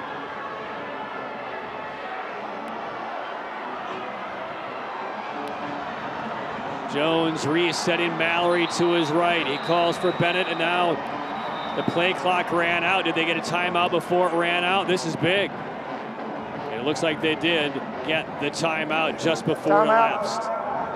That will only leave Northeastern with 1. There's a lot happening here in Chapel Hill. 28-25 Monroe clinging. Northeastern facing a 4th down in its own territory when we return. This is the play of the 2A title game. This is a 4th and 5 for the Eagles, trailing by 3 with 6.5 to go in this 4th quarter. Can Trey Jones, the senior quarterback, dial up what has to be the play of the year here for Northeastern? They tried to draw him off sides, nearly did. Play clock at 7. Bennett in motion.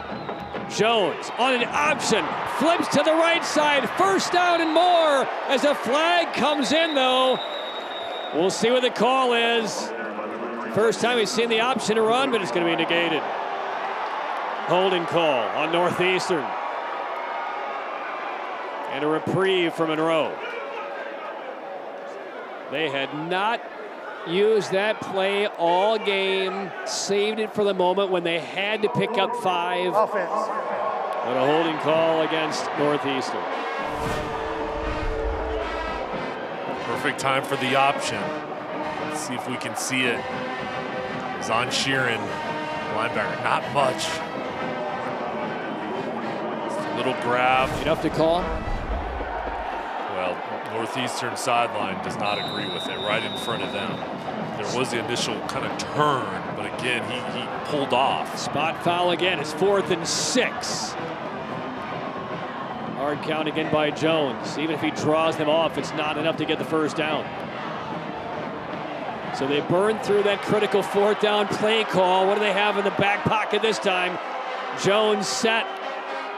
He's going to drop straight back, throws left side, and it's off of the hands and incomplete to Tyle Saunders. And Monroe gets the stop with 6:01 to go. They're going to the right guy. This is just a difficult play. As Davis had to throw to the opposite side of the field. Clean pocket. Saunders, quick out route. Got his hand on it, just couldn't haul it in. Now Monroe. Their defense does their job. You have a 3-point lead, 6:01. Patrick, you figure they're just going to hand the ball off, use the clock. You've had success on the ground in the second half. Just keep it simple. Chambers hands off Lindsey, and Lindsey tackled near the sideline. Did he go out of bounds? The other kind of subplot of this situation, if Northeastern gets the football back, they only have one timeout to use, so they almost need a turnover here, because one timeout when you're trying to end a possession for Monroe will not come easily, and even if it does, with very little time left. So they are boxed in. Clock was stopped at 5:53. Second down. And Kendall will be about 2 yards shy.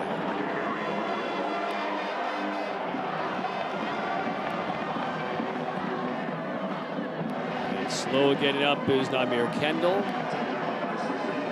No need to be in a rush if you're a Red Hawk.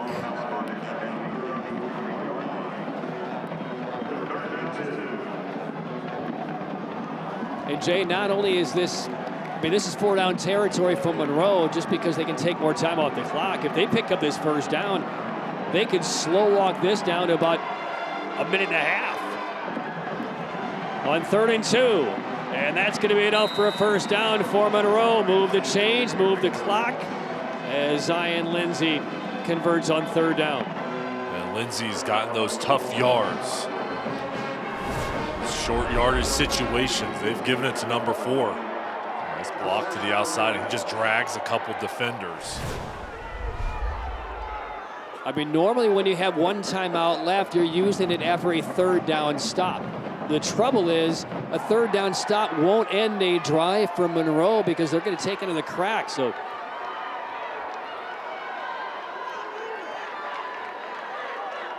five left in the play clock. 4:35 for the game, and now a marker is dropped. And I believe this is going to go Dead ball on Monroe. False start. Offense. Still first down. False start on the Red Hawks. That'll cost them 5. It'll reset the play clock to 25. On that play, Patrick, you could see Chambers looking over towards the right corner of the end zone at the play clock and saw that there's still time, so he just kind of pulled back to let it continue to churn. What would stop Monroe from doing it again? Play clock got reset to 25. The game clock is running down. For them, no reason to rush. Snap it with about 2 seconds left on the clock. This is still first down. Chambers keeps, has a blocker, trying to fight through. There's a marker that comes in. This is going to be on an offensive hold on the receiver. As Chambers was trying to figure out, do I go inside, do I go outside? And it turns out he could go neither. So a second straight flag on Monroe. 4:08 as the clock stops. But again, it will still be the first down. Offense. Repeat first down. This is a nice job on the outside, trying to help out your quarterback, but you can just see the arms getting away. as Unique Blunt was fighting to get off the block. And, now it's 1st and long. And here, though, the biggest thing is it goes back to 1st down, and you continue using this time. And they snap it with 12 on the play clock. Chambers will sprint hard to the right, throw on the run. I tell you, that is a break for Northeastern right there. It's huge, and that's a mistake over from Monroe, because you've got to continue to let the play clock go down. No reason to snap it early, and then just keep the ball on the ground. Just continue to run the ball. I mean, that's where normally an offensive penalty hurts the offense. In this particular scenario, it doesn't. I mean, it keeps it 1st down. You wipe a few seconds off, then you get the play clock reset. If they can kind of do the math, this really actually works in their favor. Now throwing an incomplete pass does not. So it doesn't matter when they snap the ball here, as the game clock sits at 3:48. 2nd down. And now we have some whistles. They have to use a timeout. Timeout taken. 3:48 to play. Timeout. 4th quarter. Monroe Offense. football leading by 3. Try to seal away their 2nd state title in school history. The finish from Chapel Hill. Don't go anywhere.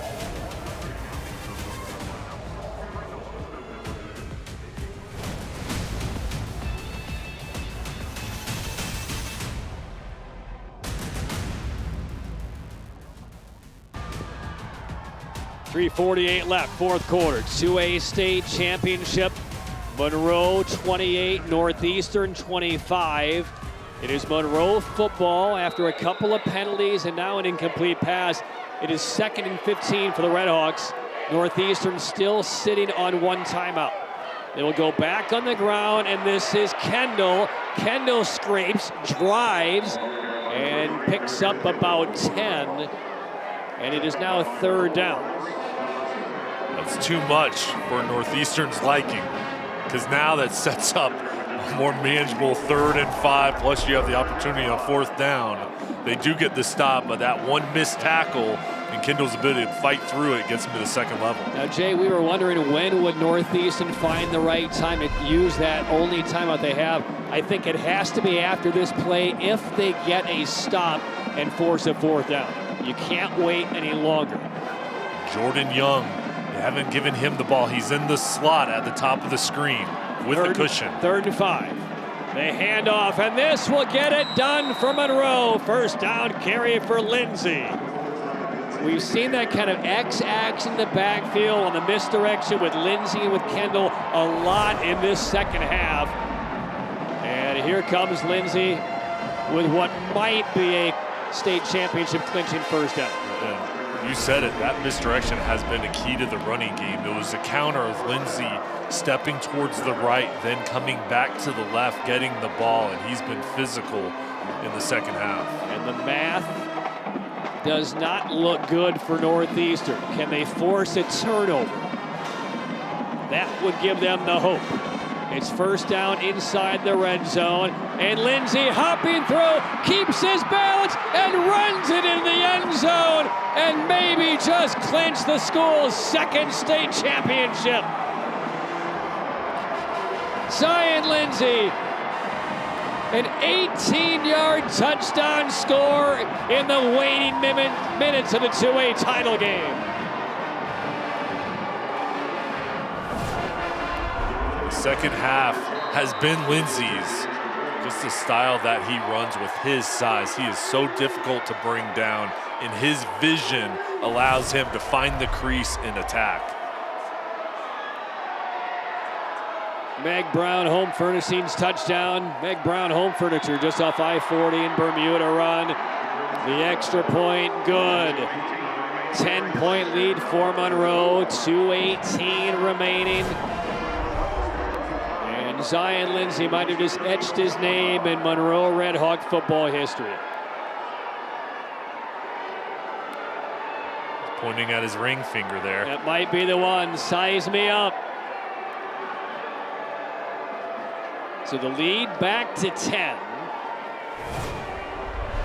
Let's get to the scoring summary brought to you by McIver Law Firm, CYA. Call your attorney, Roderick T. McIver. Let's game this out here for a second, because you know that's what all the coaches are doing. let's go to the Northeastern sideline. You're down by 10. Not good. One timeout, you still have it. You get a score. You don't have to get a defensive stop. Recover an onside kick, you get the ball back. Yeah. I mean, that's how they're probably playing it through their heads on how do we pick up 10 points in 2 minutes. And Patrick, in a sense, of course you don't want to give up the touchdown, be down 10, but the other option of that is they could have just held on to the ball, used the clock, and you wouldn't have had any time. So at least now it's a 2-score game, but you do have the ball where you can control scoring here and then potentially setting up the onside. So again, not what you want, but this gives you at least a chance. I mean, highly, highly unlikely. Right. But if you're on the Northeastern sideline, you are not giving up yet. That's how this would play out if it does for the Eagles. Bouncing kick, it's a live ball near the 15, and the Eagles desperately are on it at the last moment. Let's take a look at our Carolina Ford dealers drive of the game with Ford F-150 on your team. It's game on. See your Carolina Ford dealers today. And we'll go to the drive that put Monroe in the lead maybe for good. Yeah, and they got in the driver's seat here, and it started with Zion Lindsay's running ability, and then both backs getting into action with Nymeer Kendall fighting through. There's a couple penalties on this drive, and then this really set the tempo for the Redhawks in the second half. Kendall finishes it off, bouncing into the end zone. 35-25 Monroe. Football to Northeastern. A little more than 2 minutes to play, and Jones under pressure, spun down and sacked behind the line of scrimmage.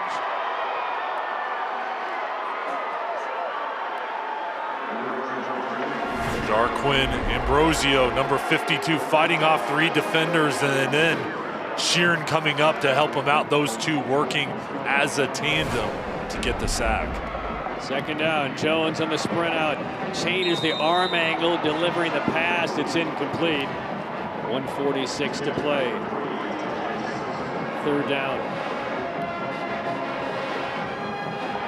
Northeastern looks bleak right now. You need somebody to create an explosive. And Trey Jones, senior quarterback, has been subbed off of the field for the, I'm guessing, much healthier arm, perhaps, of Zach Ishman. And Jones disappointed to right now be walking the sideline for the Eagles instead of being on the field. He just can't get it done physically. Ishman senses the pressure from the backside. Now he will run and point ahead, and nice job.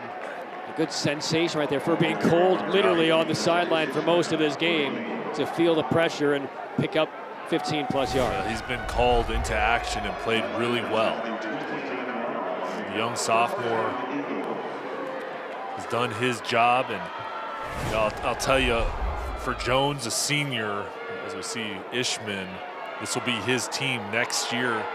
Jones, after that big hit in the first half, we don't know the severity of the injury, but he was on a roll playing at such a high level, and you just hate to see him have that hit and affect him. Ishman over the middle, finds his man short to the 40-yard line, and that will keep the clock running. Brooks for about 9 on the reception. Meanwhile, Trey Jones is sitting on one of those aluminum, I thought he was on one of those aluminum benches on the sideline a moment ago. There he is. Ishman tosses up the right side and incomplete. Good coverage right there. Dante Craig on the coverage. Third down. Well, if you're a defender, keep everything in front. Safeties play back.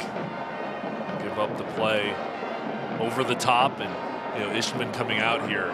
You have the incompletion, the clock stops, but you've got to find a way to get a big one here. I look towards number 0, Tyle Saunders, to try to create something.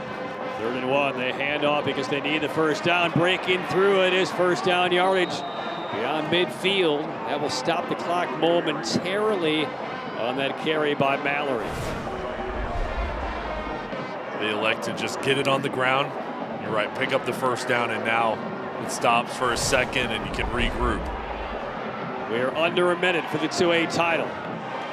Ishman, pressure from the backside. He doesn't feel it this time, and down he goes.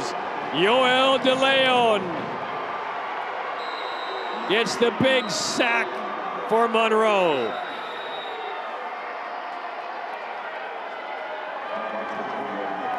Play halted. Timeout. The last one taken by Northeastern. De Leon's a stud on the D line. He comes up with a critical play, using his speed off the edge, getting low. Monroe's sideline can feel it. And even the fans wanting to get their finger sized up. As Jeremiah Lindsay, helped up by teammates, he is on fire as he heads over the sideline. As we get to our Tatum and Atkinson player of the game, Jesus Jarquin Ambrosio, Jay. He's been so impressive, Patrick. We've called his name numerous times. Block the punt, the effort that he plays with, it's contagious. He just stands out on the offensive line. He's been getting pushed up front on the defensive line. He's been double teamed, triple teamed all night, and his effort has helped out his teammates making plays too. And Coach Sal just talked with us and just glowed about the type of person he is and what he means to this team. Couple of pass breakups, 6 tackles tonight. Tatum and Atkinson injured in a car wreck, called the heavy hitters. No timeouts remaining for Northeastern. 39 seconds left. They're down by 10. Ishman fires downfield and short hops his intended receiver. It's 3rd down. 35 seconds left.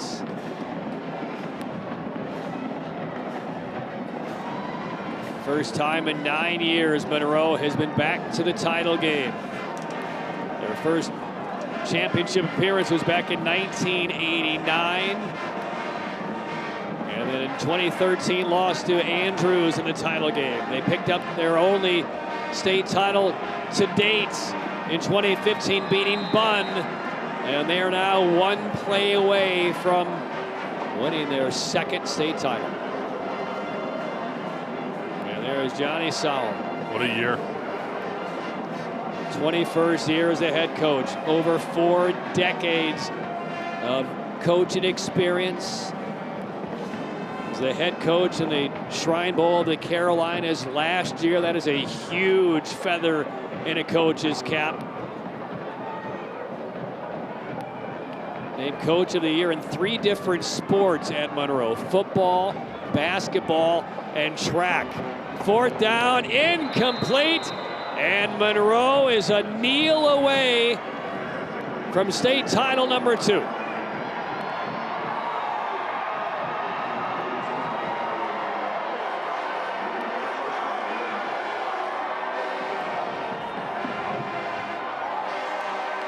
The Red Hawks have been waiting 9 years for victory formation to win a state title, and we are about to see it.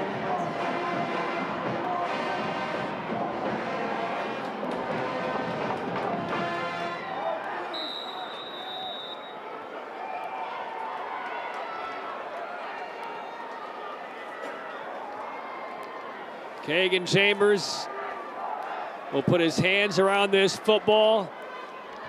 And the final play of the year, there is the knee.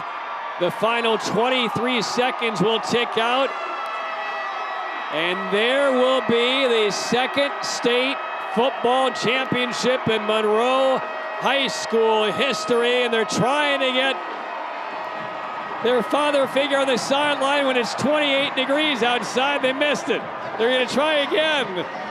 And they barely get a drip on Johnny Sowell.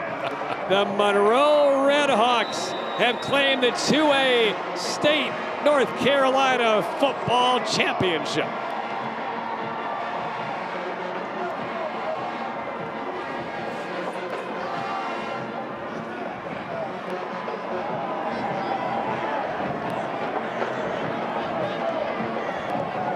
And for Northeastern, they will have to wait for another day for that first elusive state title, falling to 0-4 in state championship games.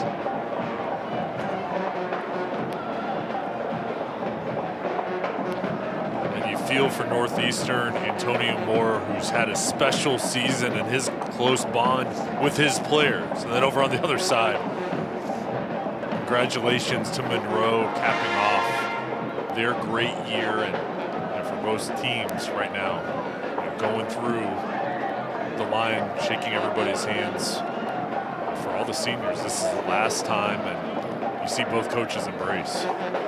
When you feel for Antonio Moore, he has been the head coach each of the 4 times Northeastern has played for a state title. You almost feel like he's taking it personally that he has not been able to get this Northeastern team to the checkered flag. But what a run for the Northeastern Eagles. Their only loss comes again in a state title game. And meanwhile, the legend of Johnny Sowell grows. 4 decades in the game, better than 2 decades as the head coach of Monroe. He's an alum. He's put guys in Division I. He's put guys in the NFL. Some of those are here to support him today. His whole family is here, grandkids, other relatives and friends, all to witness the Monroe Redhawks laying claim to another state title, 2nd in school history. And Coach Johnny Sowell is downstairs with Madison Little. Well, Coach, a little bit emotional, I think. What are you feeling right now? Unreal. These kids worked hard all year. I told you, I said it's another half. Why does this team deserve this title? It's for the team, but it's for that community too as well. I mean, you can just listen to that noise over there. It's a special feeling for the town of Monroe. And what does this do for this program and this community moving forward? There's nowhere to go but up. You got to continue to go up. And you got a little bit of a Gatorade bath with no sleeves. Are you warm? I'm still good. Well, congratulations, Coach. Go enjoy your team. Thank you. Back to you guys.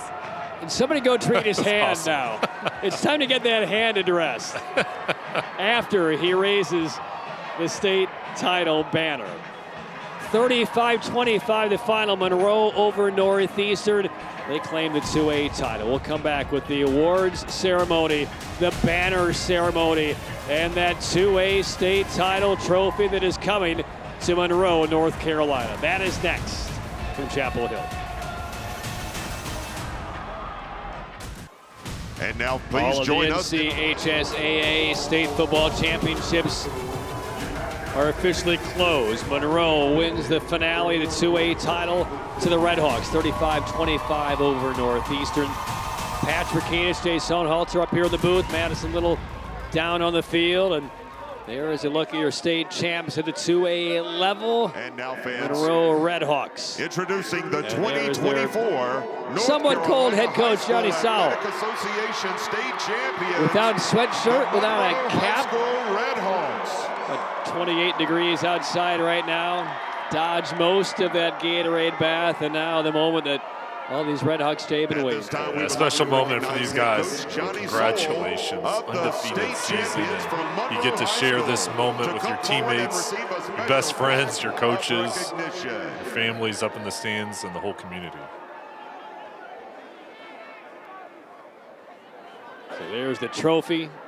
There is the banner. The captains of our state will be displayed and hung for for eternity at Monroe High School. Members of the state champions will also be receiving special commemorative T-shirts.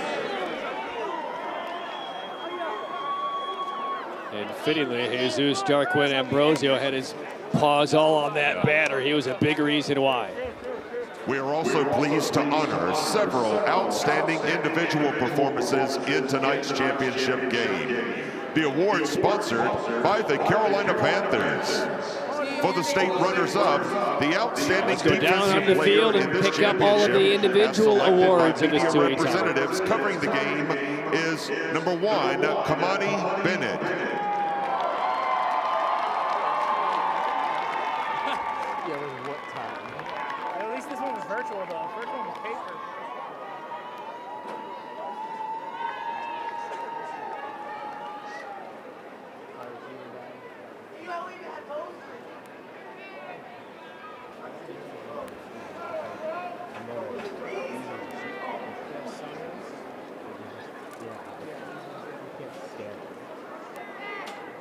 The outstanding offensive player award goes to number 0, Tyel Saunders.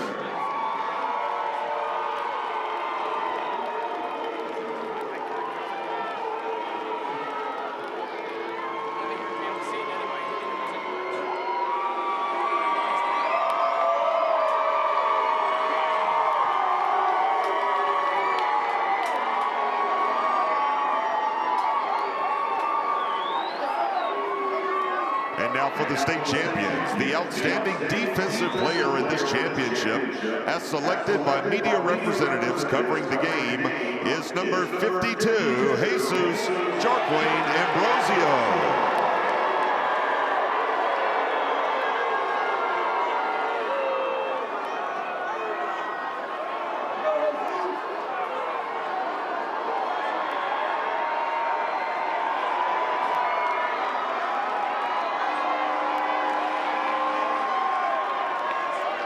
The outstanding offensive player award goes to number 6, Jordan Young.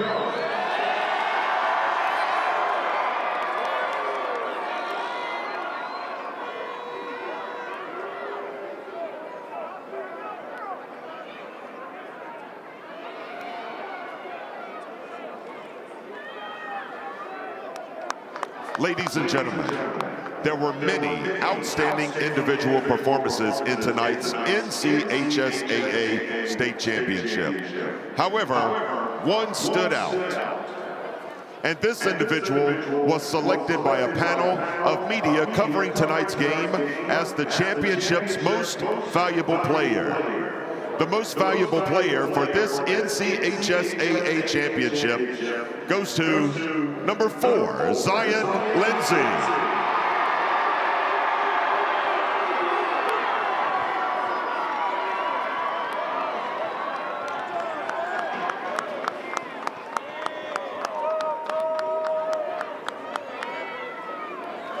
Thank you for attending this year's NCHSAA Football Championships.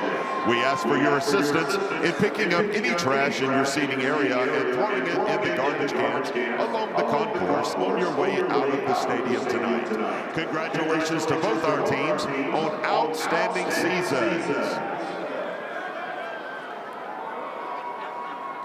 35-25 the win for Monroe. They take down Northeastern in the 2A title. And there's your victorious head coach, Johnny Sowell. Northeastern closes at 15-1. Frankly, I was a little bit surprised. We saw Northeastern walk off the field as a team as the finishing touches on the ceremony was taking place. A little surprised at that. But Jay, kind of wrap up what we saw here in the 2A state title. Well, I'll tell you what, this was a great game, Patrick. Both sides competed so hard in the final game of the high school football season, and what a way to finish it off here at Kenan Stadium. And congratulations to Northeastern for an outstanding year. Not the finish you wanted, but I know their community is proud of them, and Antonio Moore, what a great guy he is, and he'll get his team back in the thick of it next year. And Johnny Sowell is going to go back to Monroe with a state championship trophy, and his team played an excellent ball game, fought through the adversity, and in the second half they finished strong. And this is something for them. You just see the smiles down there. You feel so happy for them, for these players, the memories they'll have, and just what they'll take from this ball game, the bond, the camaraderie of winning a state championship together. And I know all their parents and the Monroe community will remember this one for a long time, and they're proud of them, and they'll be bringing the trophy home. We'll be proud as well. An honor as always to call games next year. Hopefully the next time I see you, we'll both be thawed out. Yeah, exactly. In about 4 weeks or so. So final score again, 35-25 Monroe over Northeastern. All of us would like to take a minute to thank the wonderful folks at the North Carolina High School Athletic Association and these broadcast sponsor partners, Tatum and Atkinson, the North Carolina Department of Health and Human Services, Carolina Ford Dealers, Hamricks, Meg Brown Home Furnishings, McIver Law, One Care NC, Roan Law, and Ingalls Markets. All of these sponsor partners, through their contributions to the program, make these championship games possible for all of our viewers at home. So for Jay Sohnhalter, for Madison Little, for our entire crew, and great thanks to Lee Scott as well, in from Nashville to observe these championships. Patrick Kane is saying so long from Kenan Stadium in Chapel Hill, North Carolina, where the Monroe Redhawks will bring home their second state title. 10-point win, 35-25 over Northeastern. Happy holidays, Merry Christmas, thanks for watching, and good night from Chapel Hill. Ever since my boots first hit these streets, had to scratch and claw, made me